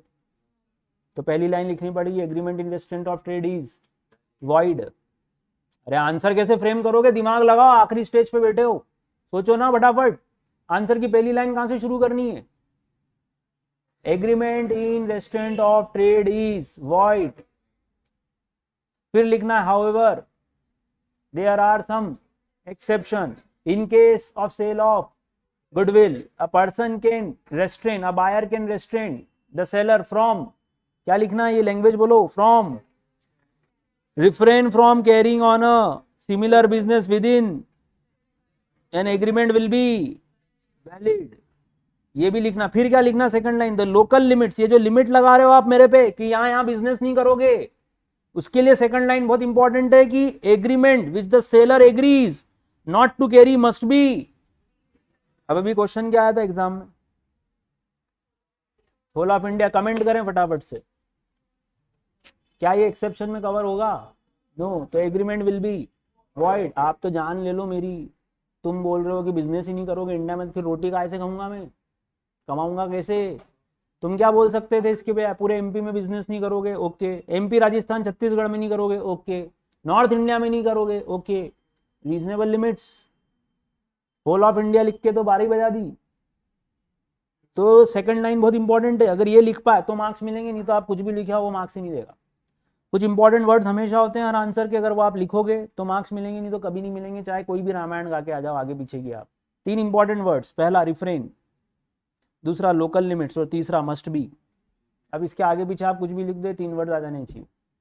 तो लाइन रिपीट करें, क्या क्या लिखना है, where the person sells the goodwill of the and agrees with the buyer, तो आप सिंपल लिख दो, when the seller of the goodwill, seller ही करते हैं सेल की जगह, when the seller of the goodwill agrees with the buyer to refrain from carrying on similar business, कैसे, within specified local limit is valid। ये simple लिखा अपन ने, कुछ भी खास नहीं लिखा, सिंपल लाइन लिख रहे हैं। दूसरा बोलो, the local limits within which the seller agrees not to carry should be या must be, ये लाइन पे आपका आंसर कंक्लूड होगा। फिर लिखोगे इन द गिवन केस, क्या बोलो line, in the given case X has entered into a contract with Y to sell the goodwill for rupees 10 lakh. Agreement restrain him from carrying on the business in whole of the local limits is not reasonable, hence the agreement will be void. बस reasonable word होना चाहिए, उचित सीमा लगाओ, उचित limit लगाओ। बोलिए भैया। अनूप जी other business तो कर ही सकते हैं, कोई प्रॉब्लम नहीं है। दूसरा बोलो, ये था सेल ऑफ गुडविल का केस, ये गुडविल वाला केस हो गया पहला।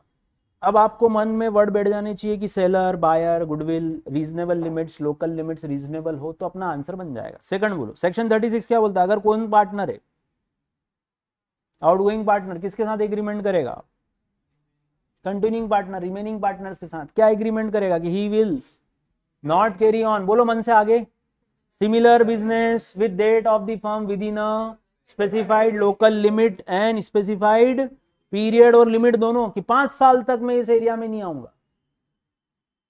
बोलो भैया, यही है ना कि 5 साल तक नहीं आऊंगा, 5 साल के बाद आ सकता हूं।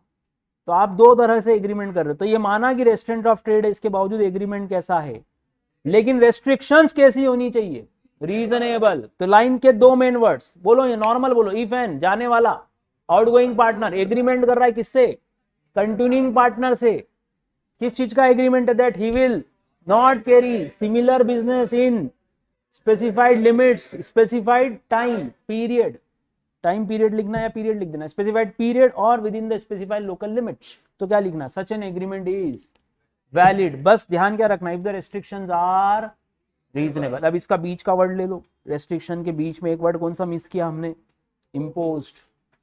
तो पहला हो गया गुडविल का, दूसरा हो गया आउटगोइंग पार्टनर का, तीसरा एन एग्रीमेंट बिटवीन पार्टनर्स, ये तो कॉमन पॉइंट है, नॉट टू कैरी ऑन। जब तक आप और मैं पार्टनरशिप बिजनेस में गेहूं का बिजनेस कर रहे हैं, क्या आप और मैं अलग से भी गेहूं का बिजनेस कर लेंगे, ये पार्टनरशिप में पढ़ते हो आप। तो तीसरा बोलो, मन से बोलो, एन एग्रीमेंट बिटवीन द, अब किस किस के बीच का, बिटवीन द पार्टनर्स, क्या लिखोगे आगे, not to carry competing business, कब तक, ड्यूरिंग द कंटिन्यूएंस, कब तक, during the continuance of the partnership. तो भैया ये तो बहुत जरूरी एग्रीमेंट है, नहीं तो आप पार्टनरशिप में भी वही बिजनेस कर रहे हो और अलग भी वही बिजनेस कर रहे हो, तो फिर पार्टनरशिप क्यों बनाई। फिर मेरे को हमेशा डर रहेगा कि आप अपनी दुकान पे ले जाओगे कस्टमर को, बजाय कहाँ लाने के, फर्म की दुकान पे।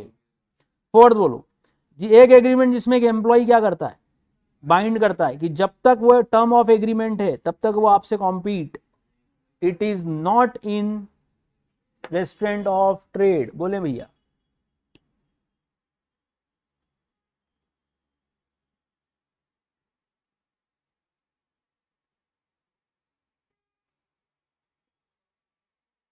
करेक्ट मोनिश का। लाइन रिपीट करें, an agreement in which an employee binds himself during the term of his agreement not to compete with his employer is, ऐसा नहीं लिखना तो बोल सकते हैं is valid, not in restraint of trade के लिख देना इज वैलिड। नेक्स्ट, इसके अलावा कुछ कैसे हुए, कोर्ट के डिसीजन हुए, जिसको क्या बोला जाता है, जुडिशियल डिसीजन, इन विच कॉम्बिनेशंस आ गए, सर्विस एग्रीमेंट्स आ गए, सोल या एक्सक्लूसिव डीलिंग्स एग्रीमेंट आ गए, फ्रेंचाइजी एग्रीमेंट आ गए, ये सब भी आपके कैसे हो सकते हैं, not in restraint of trade. Franchisee agreement तो आप सभी जानते हो, आप जिसकी फ्रेंचाइजी लेते हो वो कंडीशन ही क्या डालता है कि अब आप सेम बिजनेस कहीं और, कोई और इसी तरह का कोई बिजनेस कवर मत करना, नाम ही एक्सक्लूसिव होता, आप लिखते भी हो एक्सक्लूसिव डीलर, एक्सक्लूसिव सेलर, तो फिर इसका मतलब आप किसी और के गुड्स अब सेल नहीं करोगे। बोले भैया, समझ में आई बात। तो 5 पॉइंट रिपीट करें, सबसे पहला सेल ऑफ गुडविल, दूसरा आउटगोइंग एंड कंटिन्यूइंग के बीच में, तीसरा बिटवीन द पार्टनर्स, चौथा एम्प्लॉयर एम्प्लॉय, और पांचवा जुडिशियल डिसीजंस। बोले भैया, इस पे केस लॉ कई बार आया है, इंपॉर्टेंट है, टिक कर लें इसको, इंपॉर्टेंट क्वेश्चन टिक करें।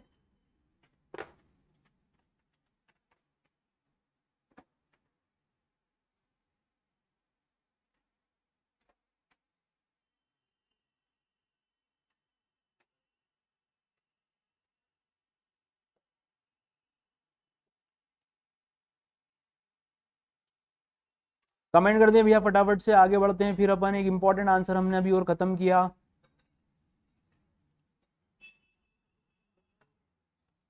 फिफ्थ पॉइंट बोलता है कि कुछ कोर्ट के डिसीजन है जिसमें उन्होंने अलग अलग केसेस में डिसीजन दिए हैं कि बिजनेस में ट्रेड कॉम्बिनेशंस होते हैं, जैसे कि यूनियंस होती हैं वो चलेगा, सर्विस एग्रीमेंट्स होते हैं वो भी चलेगा, एक्सक्लूसिव डीलरशिप एग्रीमेंट्स होते हैं, जैसे आप मारुति के डीलर हो तो फिर हुंडई की डीलरशिप नहीं लोगे।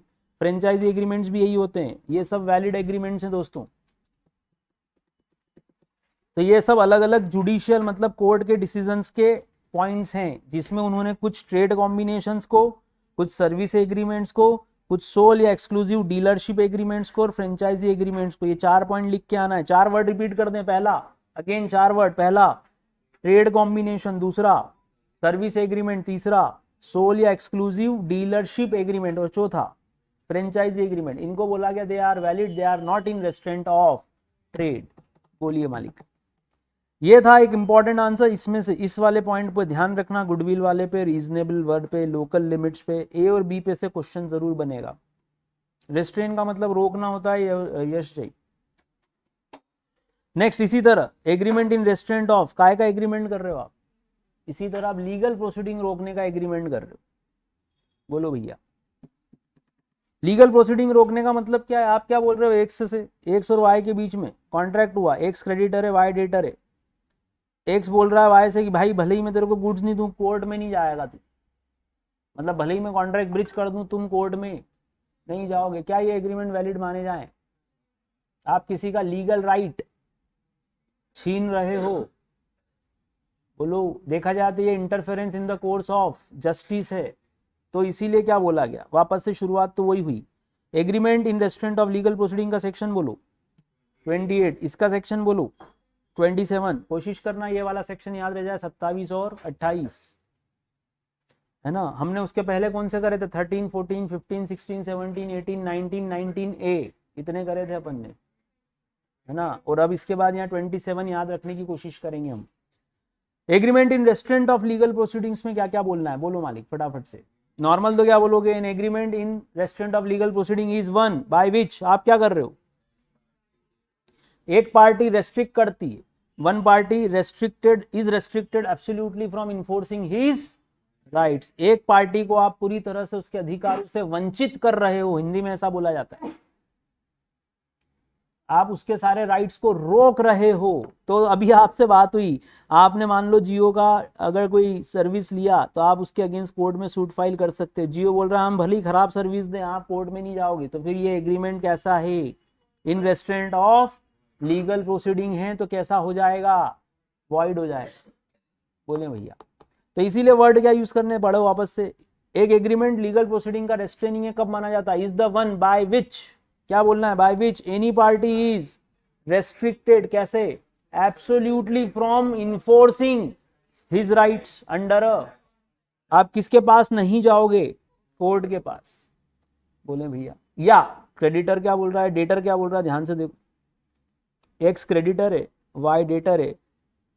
वाई क्या बोल रहा है? क्वेश्चन ध्यान से सुनना भैया। वाई ने बोला मुझे गुड्स चाहिए, एक्स ने बोला 10 लाख में बेचूंगा। वाई ने बोला ओके, कॉन्ट्रैक्ट हो गया। लेकिन वाई ने कंडीशन और रख दी कि अगर इन केस में आपको अमाउंट ना दे पाऊं, इन केस में अमाउंट ना दे पाऊं तो आप मेरे अगेंस्ट 5 साल तक कोर्ट नहीं जाओगे।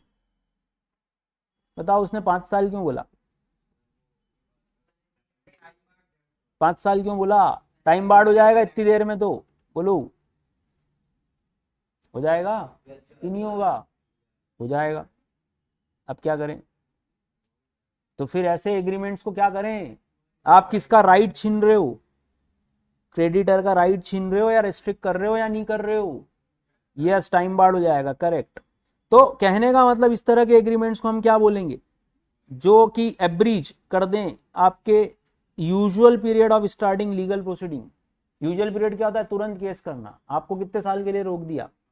एब्रीज कर देना मतलब नहीं, एब्रीज कर देना एक्सटेंशन है ये। अरे अपने एग्जाम्पल में एब्रीज कैसे करा कि 5 साल तक केस नहीं करोगे? एब्रीज मीन्स व्हाट? एक्सटेंशन हो गया ना, स्टार्टिंग करने के लिए टाइम पीरियड बढ़ा दिया कि कम से कम 10 साल बाद केस करना। अब 10 साल बाद कौन केस करने जाएगा? किसको फुर्सत है? तो ये भी एक तरीका हुआ ना। मना करा क्या कोर्ट जाने से? नहीं, क्या करा? पर एब्रीज कर दिया। किस चीज का पीरियड? किस चीज का time period? Starting a legal proceeding. बोलो, टाइम को बढ़ा दो। 10 साल बाद किसने देखा कौन कहाँ है ना। तो इस केस में फिर ये एग्रीमेंट कैसे माने जाएंगे? वॉइड। लेकिन कुछ एक्सेप्शन बोलो। पहला एक्सेप्शन, जिसमें पार्टीज तय करती हैं कि हमारे बीच में अगर क्या हुआ, हमारे बीच में अगर डिस्प्यूट हुआ तो हम कहां जाएंगे, matter shall be referred to arbitration. India में आर्बिट्रेशन एक्ट है, आपको बताया था, इंडिया में आर्बिट्रेशन एक्ट है, आप लोगों को बताया था। आर्बिट्रेशन एक्ट में आप जाना चाहो तो जा सकते हो, उसके लिए बस एग्रीमेंट में लिख देना। और ये बात आपने पार्टनरशिप में भी पढ़ी थी कि पार्टनर्स आपस में एग्रीमेंट करते हैं कि हमारे डिस्प्यूट के बीच में, हमारे डिस्प्यूट के केस में हम कोर्ट में जाने की जगह कहाँ जा सकते हैं, आर्बिट्रेटर के पास, आर्बिट्रेशन में। तो लाइंस लिखो भैया, ये लाइंस लिख के आनी पड़ेगी, आप याद करें, पढ़ें इसको फटाफट से।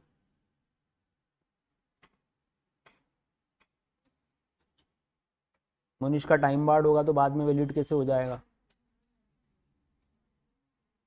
बाद में कैसे वैलिड हो जाएगा फिर, टाइम बार डेप्थ पे तो वैसे केस फाइल नहीं हो सकता। चलिए रिपीट करें लाइन क्या क्या लिखनी है। Contract by which the parties agree, किस चीज में, कि डिस्प्यूट जो होगा shall be referred to arbitration, एक तो ये वर्ड लिखना है, और दूसरा लिखना है contract by which parties agree in writing to refer any question between them, जो या तो अराइज हो चुका है या अराइज होगा, दोनों ही केसेस में आप आर्बिट्रेशन के पास जा सकते हो और ये एग्रीमेंट क्या कहलाएगा, वैलिड कहलाएगा। चलिए मालिक, next part, define wagering agreement. क्या क्या लिखना है इसमें, मेन वर्ड बोलो वेजरिंग के। पहला, it is a promise to pay, क्या पे कर रहे हो, मनी या मनी इज वर्थ का मतलब होता है काइंड। कब करना है, ऑन द हैपनिंग या नॉन हैपनिंग के कौन से इवेंट पे, अनसर्टन इवेंट पे। इसमें पार्टीज का कोई इंटरेस्ट नहीं होता। शॉर्ट नोट में क्या लिख रहे हैं वो इसेंशियल पूछेंगे आपसे, इसेंशियल पूछे तो मेन मेन वर्ड यूज करना है आपको। Each party shall stand to win या लूज, बस। तो 3 लाइन बोल दें फटाफट से। It is a promise to pay money और money is worth on the happening और नॉन हैपनिंग ऑफ एन। तो इसके इसेंशियल में पहला तो क्या आएगा, प्रॉमिस टू पे मनी या मनी इज वर्थ। इवेंट कैसा है, हैपनिंग या, ये कंडीशनल पेमेंट है। सिंपल भाषा में आप शर्त लगा रहे हो, बैटिंग कर रहे हो। शर्त कैसी लगाई आपने, बोलो शर्त कैसी लगाई। आज पानी गिरेगा तो 100 रुपए की शर्त, एक बोल रहा गिरेगा, एक बोलेगा नहीं गिरेगा। हैपनिंग या नॉन हैपनिंग, तो कोर्ट बोल रही है इसमें तो तुम्हारा ही इंटरेस्ट नहीं, पानी गिरे तो क्या ने, पानी न गिरे तो क्या, तुम तो सिर्फ ये केस, ये कॉन्ट्रैक्ट, ये एग्रीमेंट करना क्यों चाह रहे हो। सिर्फ आप सट्टा खेल रहे हो, टाइम पास कर रहे हो, कोर्ट का टाइम वेस्ट कर रहे हो। इसमें कोई बिजनेस एंगल है क्या। कॉन्ट्रैक्ट किस लिए बनाया गया था, कॉन्ट्रैक्ट किसके लिए बनाया गया था, कॉन्ट्रैक्ट किसके लिए बनाया गया था, बिजनेस के लिए कि टाइम पास के लिए।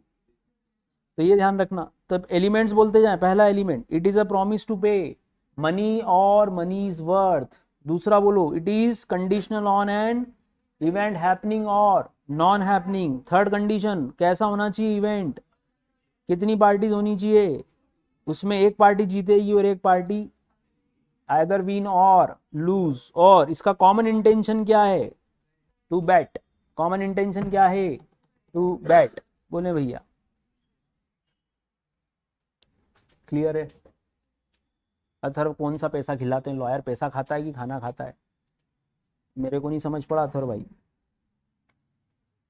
वेजर के एक और कंडीशन, क्या दोनों का कोई इंटरेस्ट है उस पूरे इवेंट में, कोई नहीं है, सिवाय क्या चीज के, जो दाव पे लगा है। दाव पे कितने रुपए लगे, अभी 100 रुपए, बस। दो दोस्त एक एक पेप्सी के लिए बात कर रहे हैं, चल लगी एक एक पेप्सी की। आज टीचर आएगा, आज टीचर नहीं आएगा, बैठे बैठे क्या करें, करना है कुछ काम, शुरू करें शर्त लगाना, लेकर प्रभु का नाम। तो बैटिंग चल रही है सिर्फ। क्या सारे एग्रीमेंट्स वाइड होते हैं वेजरिंग के, नहीं। कुछ ट्रांजेक्शन लगते वेजर जैसे हैं लेकिन वो वाइड नहीं है। इसका मतलब वो कैसे हैं, वैलिड हैं। वो वाइड नहीं है मतलब कैसे हैं, वैलिड हैं। चिट फंड का एग्जांपल लिख के आना सबसे पहला। 5 पॉइंट बोल दें इसमें, चिट फंड, कमर्शियल ट्रांजेक्शन या share market transaction, third games of skills and athletic, fourth contract of. हाँ, इंश्योरेंस भी एक तरह का अनसर्टन सर्टन भी चलता है, तो वो कोई गैम्बलिंग है क्या। इंश्योरेंस तो हम खास तौर पर करवाते हैं जाके अलग से, तो ये गैम्बल कैसे हो सकता है। तो 4 वर्ड्स इसमें चिट फंड में लिखना, it does not come within the scope of the wager, एक लाइन ये आएगी। और चिट फंड में कुछ certain number of person contribute करते हैं एक फिक्स्ड सम को एक पर्टिकुलर टाइम पीरियड के लिए, फिर चिट निकाली जाती है। वो जो चिट निकाली जाएगी उसमें जिसका नाम होगा उसको फंड दे दिया जाएगा। तो इसीलिए क्या बोला गया, certain number of person decide to contribute, और at the end of the month क्या किया जाएगा, वो पे कर दिया जाएगा किसको, टू द लकी विनर, जिसका नाम कैसे निकाला जाएगा, बोले भैया। यस डेविल जी। नेक्स्ट, कमर्शियल ट्रांजेक्शन या शेयर मार्केट तो सिंपल है, तो अपन जानते हैं लीगल है, तभी तो टीवी पे रोज आ रहा है। Third, games of skill and athletic competition, इसमें यहीं तक लिख देना, यहां तक ही लिखना, इसके आगे मत लिखना, बहुत है इतने। Crossword puzzles, picture competition, athletic competition किस पे बेस्ड है, स्किल एंड इंटेलिजेंस पे बेस्ड है, इसीलिए इसमें विन या लूज की बात नहीं हो रही है। क्या आप स्किल बेस्ड कंपटीशन या इंटेलिजेंस बेस्ड कंपटीशन में विन या लूज होता है क्या? अभी तो ऐसे तो बहुत सारे कॉलेजेस की कंपटीशन होती है, स्कूल कंपटीशन होती है, कोई नया आपको अपना इन्वेंशन दिखाना हो साइंस का, उसमें हम इनाम देंगे जिसका इन्वेंशन सबसे बेस्ट होगा 1 लाख रुपए, तो वो क्या सट्टा खेल रहे हैं कि वैलिड है? वो तो वैलिड है। Contract of insurance is a type of, कैसा कॉन्ट्रैक्ट है, कंटिजेंट, और ये तो वैलिड है ही, तभी तो अपन life insurance, medical insurance, vehicle insurance इतना सब लेके बैठे हैं। अगर ये इलीगल होता तो अपन इन्वेस्ट करते क्या? तो ये 4 वर्ड जरूर लिख के आना कि कुछ कॉन्ट्रैक्ट्स वेजरिंग जैसे होते हैं। रिजम्बल का मतलब क्या होता है, जैसे, लेकिन वो वेजरिंग है नहीं। 4 एग्जाम्पल नाम रिपीट कर दें। पहला, चिट फंड, कमर्शियल ट्रांजेक्शन और games of skill and the contract of insurance. Next, difference में हम कल कॉर्शन और अनड्यू इन्फ्लुएंस देख चुके हैं, एक बार और रिपीट कर लेते हैं। ये फिजिकल था, ये मेंटल है। एक में क्राइम हो रहा है, एक में कोई इलीगल एक्टिविटी नहीं हो रही, एक में कुछ रिलेशनशिप की जरूरत नहीं है, जबकि एक में रिलेशनशिप होना बहुत बहुत जरूरी है। Fourth, coercion need not proceed from the promisor. Undue influence हमेशा बिटवीन द पार्टीज होगा कि बाहर से आएगा, बिटवीन द पार्टीज। इन्फोर्सेबिलिटी, इसमें वॉइडेबल बताना है, इसमें बोलना है कॉन्ट्रैक्ट या तो वॉइडेबल होगा या कौन डिसाइड करेगी, कोर्ट में सेट इट असाइड और इन्फोर्स इट, ये कोर्ट को डिसाइड करना है। पोजीशन ऑफ बेनिफिट बोलो, यहाँ पे सेक्शन 64 में आपको रिस्टोरेशन करना है बेनिफिट का, जबकि अनड्यू इन्फ्लुएंस में कोर्ट डिसाइड करेगी, कोर्ट डायरेक्ट करेगी कि रिटर्न करना है या रिटर्न नहीं करना। तो 6 पॉइंट। कल अपने इसका शॉर्ट फॉर्म क्या बनाया था, वेबकार। तो ये एक इंपॉर्टेंट क्वेश्चन है भैया, टिक करें, एग्जाम में बहुत बार आया है, कॉर्शन और अनड्यू इन्फ्लुएंस। इसी तरह फ्रॉड और मिसरिप्रेजेंटेशन के हमारे पास 4 मार्क्स हैं, 4 पॉइंट के। इंपॉर्टेंट क्वेश्चन है, सारे डिफरेंसेस ध्यान रखिएगा। रजत भाई जो नंबर आपको दिया है वहां पे आप कर दें।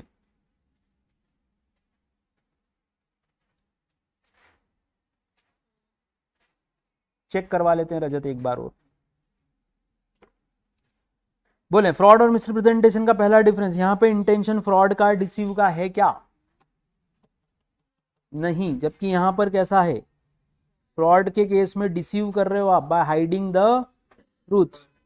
डिफरेंस याद करें भैया, पहला इंटेंशन बोले there is no such intention to deceive, और यहां बोलना है इंटेंशन टू डिसीव है। दूसरा, नॉलेज ऑफ ट्रूथ बोले, जो पर्सन यहां स्टेटमेंट देता है he believes it to be true although it is, जबकि फ्रॉड में तो क्या बोल रहा है, वो खुद बिलीव करता है कि स्टेटमेंट इज अनट्रू।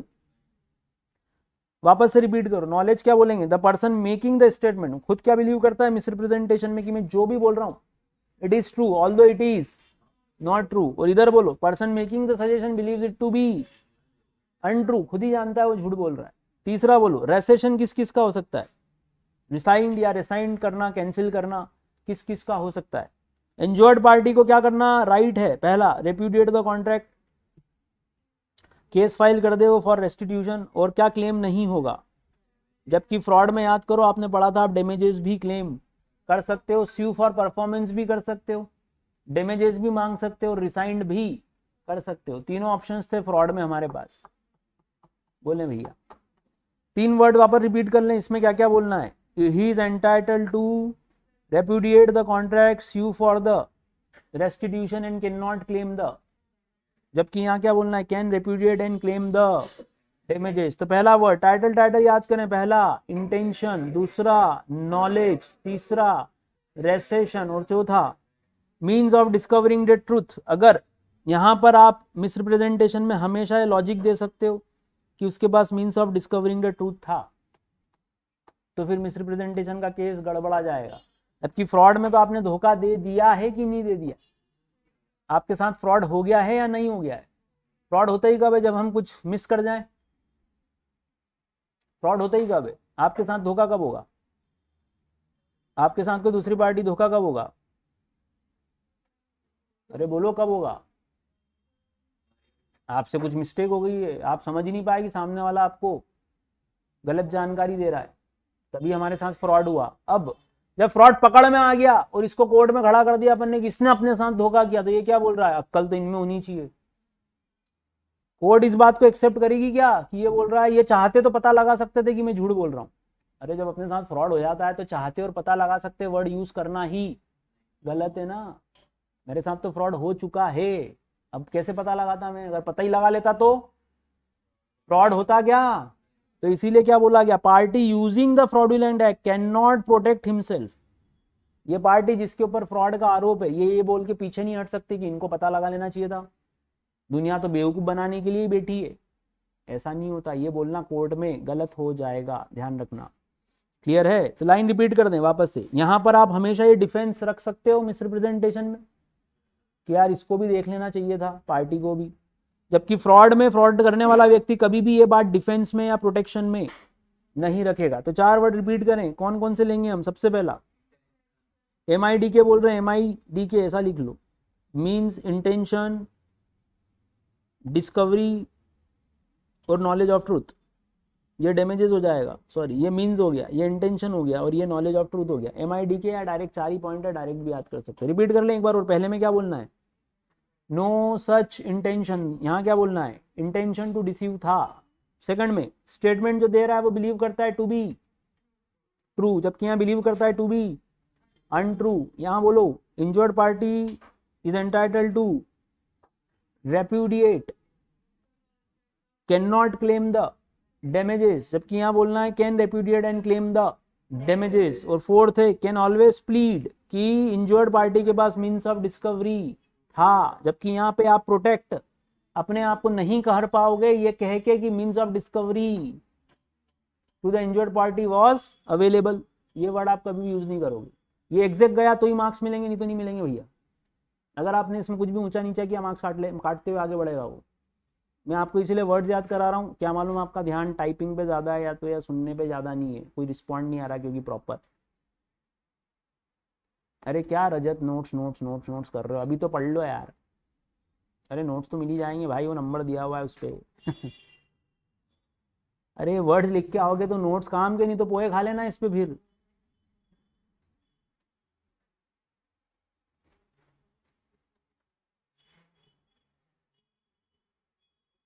अरे पहले याद तो कर लो कंटेंट, नोट्स तो मिल ही जाएंगे आपको, कहाँ जाएंगे, एक फॉरवर्ड ही तो करना रहते हैं नोट्स।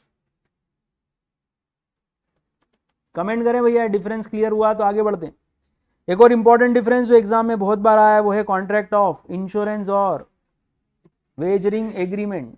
कॉन्ट्रैक्ट ऑफ इंश्योरेंस और वेजरिंग एग्रीमेंट, इसमें पॉइंट ज्यादा हैं, इसीलिए ये 6 मार्क्स तक आराम से आ सकता है क्वेश्चन। 6 मार्क्स का ये क्वेश्चन है, 6 मार्क्स का ये क्वेश्चन है, ध्यान रखिएगा। पहला मीनिंग से समझाना है, कॉन्ट्रैक्ट कैसा है, टू इंडेमनीफाई। कॉन्ट्रैक्ट कैसा है, टू इंडेमनीफाई। अगर हम इंश्योरेंस की बात करें तो वो इंडेमनिफिकेशन का कॉन्ट्रैक्ट है कि आपको नुकसान हुआ तो हम कंपनसेट जरूर करेंगे, ऐसा इंश्योरेंस कंपनी बोलती है। जबकि वेजरिंग में तो डेफिनेशन लिखना है, बोलते हैं definition, it is promise to pay money और money is worth on the happening और non happening of an uncertain event. Consideration बताओ, क्या इंश्योरेंस में कंसिडरेशन होता है, हाँ। म्यूचुअल होता है, हाँ, मुझे भी कुछ मिलेगा आपको भी मिलेगा, लेकिन मुझे कब मिलेगा, जब मुझे एक्चुअली नुकसान हो। लेकिन इस भरोसे पे ही तो अपन क्या करवाते हैं, इंश्योरेंस। मर जाओगे उसके बाद लाइफ इंश्योरेंस करवाएंगे। अब इंश्योरेंस करवा लिया तो आप बोल रहे हो घर बैठ के कि अरे क्या यार प्रीमियम जा रही है, कुछ हो तो रही नहीं मेरे को। अरे क्या ऐसा करें क्या, तो म्यूचुअल कंसिडरेशन है, हाँ है। क्या म्यूचुअल है भाई? इंश्योरेंस कंपनी को क्या मिलता है? प्रीमियम। अपने को क्या मिलता है अगर अपने साथ कुछ हुआ तो, या गाड़ी के साथ कुछ हुआ तो? कंपनसेशन। बोलो भैया, इधर बोलो देयर इज। यहां तो सिर्फ क्या है, विन या लूज। वेजरिंग में सिर्फ क्या है, विन या लूज। तीसरा बोलो, इंश्योरेबल इंटरेस्ट है हमारा इंश्योरेंस के कॉन्ट्रैक्ट में, मतलब उस वेजरिंग में हमारा कोई इंटरेस्ट नहीं होता, लेकिन क्या यहां कोई इंटरेस्ट है? बोलो बोलो भैया। तो इंश्योरेबल इंटरेस्ट के लिए लाइन बनाओ। इंश्योर्ड पार्टी हैज, या तो किस में, या तो लाइफ में या फिर प्रॉपर्टी में, या तो लाइफ में या फिर, जबकि इधर क्या है, ना तो कोई प्रॉपर्टी है, ना कोई लाइफ है, ना कोई इंटरेस्ट है, कुछ भी नहीं है। यहां सिर्फ क्या चल रही है, बैटिंग चल रही है ऑन लाइफ और अदर प्रॉपर्टीज, बस। तो 3 पॉइंट, पहला बोलो मीनिंग, दूसरा, तीसरा इंश्योरेबल इंटरेस्ट। नेक्स्ट एक और, कॉन्ट्रैक्ट ऑफ इंडेमनिटी कौन सा वाला है? इंश्योरेंस एग्रीमेंट्स क्या कहलाते हैं? Contract of indemnity. कि आपको नुकसान होगा तो हम इंडेमनीफाई, हम कंपनसेट जरूर करेंगे, सिवाय लाइफ इंश्योरेंस। लाइफ इंश्योरेंस में व्यक्ति लाके दे देगा वापस अपने को, तो इसीलिए आगे क्या लिखना पड़ा बेचारों को। लाइफ इंश्योरेंस में व्यक्ति नहीं आएगा, पैसा दे देंगे वो। बोलो। जबकि यहां तो सिर्फ क्या करना है, लूजर को एक फिक्स अमाउंट देना है ऑन द हैपनिंग और अनसर्टन इवेंट। यहां ऐसा कोई इंश्योरेबल इंटरेस्ट भी नहीं और कॉन्ट्रैक्ट ऑफ इंडेमनिटी तो बिल्कुल भी नहीं है। इन्फोर्सेबिलिटी बोलो, एक वैलिड है और एक वॉइड है। प्रीमियम बोलो, प्रीमियम का कैलकुलेशन साइंटिफिक है, एक्चुरियल कैलकुलेशन होता है। एक्चुरी एक प्रोफेशनल होता है, जैसे सीए एक प्रोफेशनल है, वैसे एक्चुरी भी एक प्रोफेशन है। जबकि सट्टा लगाते समय तुम लॉजिकल कैलकुलेशन करते हो कि 10-10 की लगेगी, 100-100 की, 1000-1000 की, कि एक पेप्सी की। कोई लॉजिकल कैलकुलेशन नहीं है। क्या इसमें पब्लिक वेलफेयर जुड़ा हुआ है? और इसको कैसा माना जाता है? ये फुर्सती लोग लगाते हैं जिनके पास कोई काम धंधा नहीं, कि चल बैठे बैठे क्या करें, करना है कुछ काम, तो फिर बैठे बैठे शर्त ही लगा लो। तो 7 पॉइंट का टाइटल रिपीट करो पहले तो, ताकि अंदर का कुछ पॉइंट लिख पाए हम वहां पर। पहला टाइटल बोलो मीनिंग, दूसरा कंसिडरेशन, तीसरा इंश्योरेबल इंटरेस्ट, चौथा इंडेमनिटी। अब इंडेमनिटी के साथ आप बोल सकते हो कि ये 2 पॉइंट जुड़े हुए हैं, इन्फोर्सेबिलिटी और पब्लिक वेलफेयर जुड़े हुए हैं। इन्फोर्सेबल है क्योंकि पब्लिक वेलफेयर है, तो ये 2 एक साथ याद रह जाएंगे आपको। बोलो। और प्रीमियम के साथ कर सकते हो आप एक वर्ड, तो इसको ऐसा ले लो, WEP, वैप, वैपी कर लो। नीचे के 4 पॉइंट को बनाओ। वैपी का full form, W is for welfare, E is for enforceability, P is for premium and I is for indemnity. ऊपर के बनाओ 3, MIC, मीनिंग, कंसिडरेशन और इंश्योरेबल इंटरेस्ट, या इंटरेस्ट से याद रख लेना ताकि अंदर का हम कुछ ढंग से लिख पाए। 7 पॉइंट फिर से रिपीट कर लो। टाइटल बोलो मीनिंग, कंसिडरेशन, माइक हो गया MIC, फिर वैपी, W is for welfare, E is for enforceability. बोलो हाँ या ना? और बोलो P is for premium and I is for, बोलो हाँ या ना? माइक, वेब या जो भी बनाना आप, ऐसा कुछ नहीं जैन साहब आपको ऐसा लगता होगा। रिवीजन बैचेस में बार बार जवाब नहीं दिए जाते बेटा, कई बार इररेलेवेंट क्वेश्चन होते हैं। रिवीजन कर रहे हैं अपन यहाँ समझने के लिए, अब कोई नहीं बिठाया है किसी को भी, तो आपको ऐसा लगा होगा। जरूरत भी नहीं है वैसे, आप लोग तो रेगुलर स्टूडेंट रहे हो विद्योदय के, तो आपको तो वैसे ही मालूम है सब चीज़ें। आपका तो पढ़ा हुआ भी, ये तीसरा रिवीजन चल रहा है वैसे भी। ये था चैप्टर नंबर 3, यहाँ से आगे खत्म होता है। इंपॉर्टेंट क्वेश्चन में फ्रॉड का साइलेंस वाला पॉइंट, ये तीनों डिफरेंसेस जरूर पढ़ के जाना। इनमें से कुछ ना कुछ हमेशा एक क्वेश्चन आते ही आता है। साथ ही साथ आपको क्वेश्चन पूछा जाता है agreement in restraint of trade के ऊपर। तो ये पूरा यूनिट 3 बहुत इंपॉर्टेंट है, क्योंकि इसमें से हमेशा 7 से 8 नंबर के क्वेश्चन तो कम से कम कवर होते ही हैं। नेक्स्ट पार्ट जब हम शुरू करेंगे वो होगा हमारा यूनिट नंबर 4। कॉन्ट्रैक्ट में यूनिट नंबर 4 के साथ हम शुरू करेंगे, जो कि है परफॉर्मेंस ऑफ कॉन्ट्रैक्ट, जो कि है परफॉर्मेंस ऑफ कॉन्ट्रैक्ट। की कॉन्ट्रैक्ट कौन कौन परफॉर्म कर सकता है? बोलो क्या लगता है, कौन कौन परफॉर्म करेगा कॉन्ट्रैक्ट? एक प्रॉमिसर खुद, दूसरा बोलो उसका एजेंट, बोलो थर्ड वन बोलो उसका लीगल रिप्रेजेंटेटिव, फोर्थ वन बोलो, थर्ड पर्सन भी, और फिफ्थ वन बोलो अगर एक से ज्यादा प्रॉमिसर हैं तो। हाँ इसीलिए रिवाइज कर रहे हैं ना यश भाई, सब कुछ पहले कहाँ से करवा देते, पहले कैसे हो जाता सब कुछ, आपने भी तो पढ़ा होगा। तो परफॉर्मेंस का पहला क्वेश्चन बहुत सिंपल है कि परफॉर्मेंस करेगा कौन कौन। अब मेन वर्ड के साथ बोलो, कैसे शुरू करेंगे। प्रॉमिस अंडर अ कॉन्ट्रैक्ट, कौन कौन परफॉर्म कर सकता है, प्रॉमिस अंडर अ कॉन्ट्रैक्ट बोलो। हो जाएगा अनुज भाई, बिल्कुल हो जाएगा।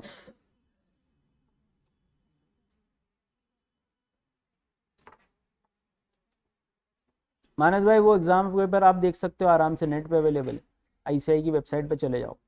Joint promises correct.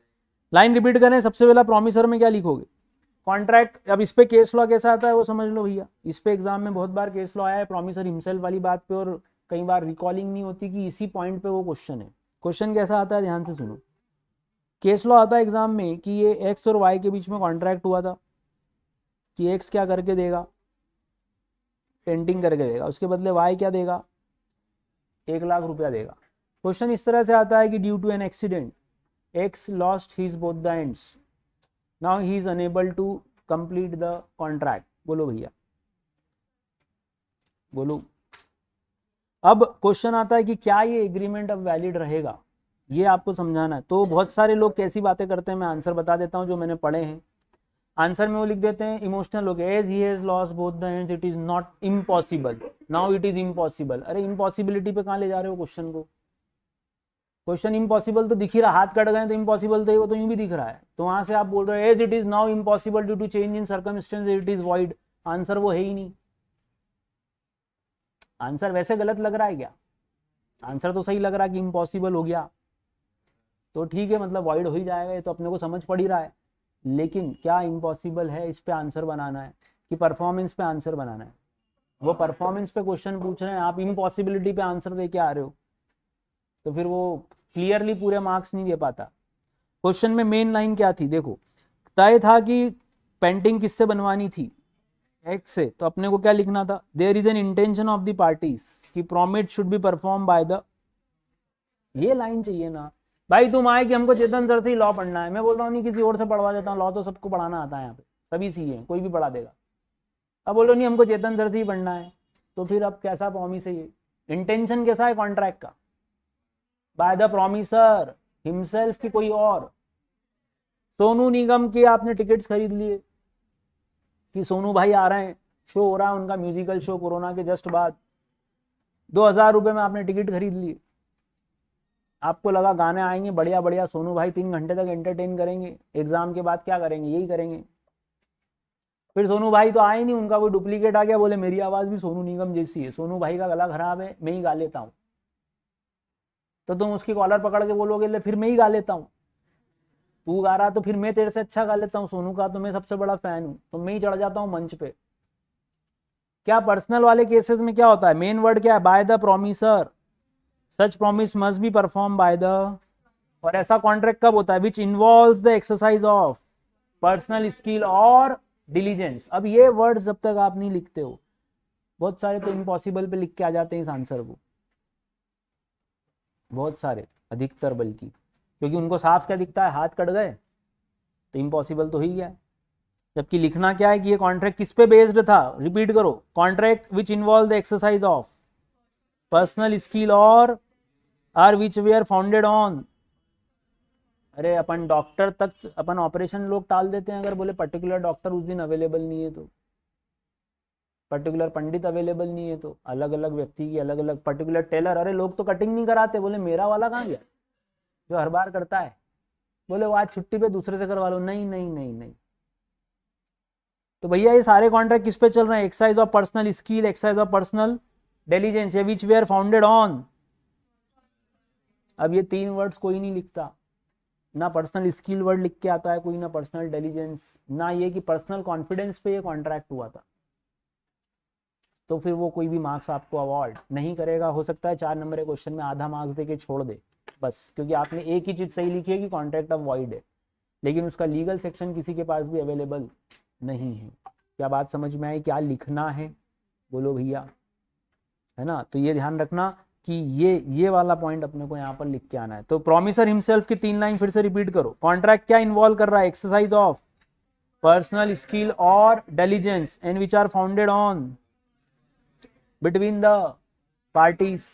बोलो भैया। तो ही हम मानेंगे कि ये कॉन्ट्रैक्ट प्रॉमिसर खुद परफॉर्म करे। एजेंट कब कर सकता है बताओ? When personal consideration is not the foundation.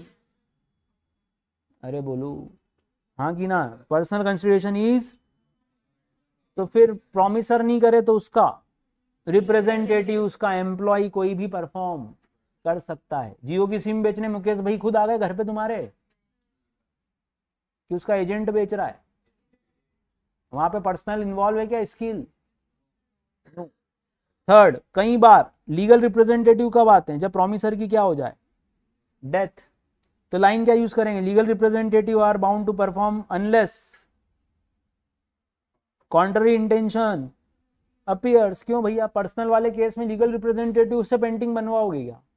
बोले वो उसकी तो डेथ हो गई प्रॉमिसर की, अब तू पेंट कर दे। वो बोल रहा है मेरे को तो पेंट करना ही नहीं आता है। तो क्या ऐसे में लीगल रिप्रेजेंटेटिव लायबल होगा? नो। तो आगे वर्ड क्या लिखना है? Unless a contrary intention appears. बोले भैया ये वर्ड जरूर यूज करके आना। Unless a contrary intention appears from the contract. बोले भैया। आपने ये भी पढ़ा था कि एक लीगल रिप्रेजेंटेटिव उसको जितनी प्रॉपर्टी एसेट मिली है वहीं तक की वैल्यू के लिए लायबल होता है। फादर की डेथ पे सन कितनी लायबिलिटी लेगा फादर की? तो उतना ही जितना कि फादर से क्या रिसीव हुआ था, असेट रिसीव हुआ हो। तो ये लाइन आप चाहो तो लिख के आ सकते हो। थर्ड पर्सन कभी कभी परफॉर्म कर सकता है कि नहीं कर सकता है? कर सकते हैं। लाइन यूज करो, क्या बोलोगे? प्रॉमिसी ने एक्सेप्ट कर लिया परफॉर्मेंस किससे? थर्ड पर्सन से। जैसे कि आप दो लोग चाय पीने गए, खाना खाने गए रेस्टोरेंट में, दोनों के पास ही पैसे नहीं थे, होटल वाले आपको मारने आ गए तो मैंने पैसे दिए आपके, तो होटल वाला मना कर देगा, बोले नहीं साहब खाना इनने ही खाया, इनका ही निकालता हूं अभी रुको में। क्या होटल वाला ऐसा बोलेगा? तो होटल वाला बोलेगा ओके थर्ड पर्सन भी परफॉर्म कर दे तो हमको कोई दिक्कत नहीं है। बोलो भैया हाँ कि ना? और आखिरी, क्या एक से ज्यादा लोग ज्वाइंट प्रॉमिसर हो सकते हैं? और अगर हो सकते हैं तो प्रॉमिस परफॉर्म किया जा सकता है उनके द्वारा अनलेस अ कॉन्ट्ररी इंटेंशन, जब तक कि कॉन्ट्रैक्ट में कुछ और बात ना लिख दी गई हो। ज्वाइंट प्रॉमिसर है तो कोई भी परफॉर्मेंस दे सकता है। उसमें भी रूल क्या था? जब तक सभी लोग जिंदा हैं कौन परफॉर्म करेगा? All. After the date of any one of them क्या बोलेंगे? By the representative of promisor along with survivors. बाकी बचे हुए 2 लोग। तो कॉन्ट्रैक्ट में 3 लोग बनाओ, पार्टी बनाओ ज्वाइंट प्रॉमिसर। कितने लोग हैं? एबीसी ने कॉन्ट्रैक्ट किया किससे? डी से। तो एबीसी क्या कहलाएंगे? Joint promisor. एक ही डेथ हो गई, बताओ कौन कौन परफॉर्म करेगा? B C along with legal representative. B की भी डेथ हो गई, सी और ए और बी के लीगल रिप्रेजेंटेटिव सबकी डेथ हो गई। तो after the death of last survivor, कौन था लास्ट सर्वाइवर? सी। तो कौन करेंगे? Representative of all the jointly.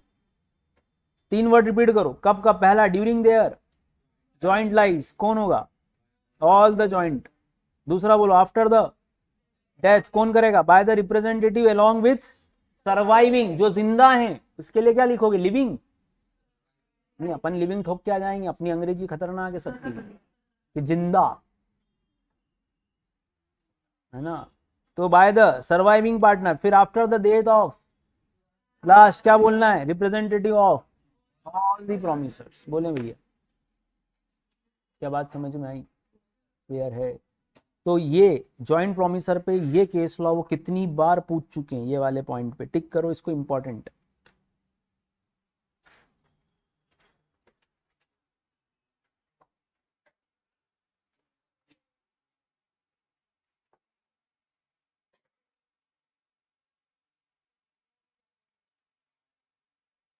तो यूनिट 4 का ये पहला आंसर कि कौन कौन परफॉर्मेंस करने के लिए लायबल है, बाय हुम अ कॉन्ट्रैक्ट में बी परफॉर्म। 5 बातें। सबसे पहला किसको बनाया हमने?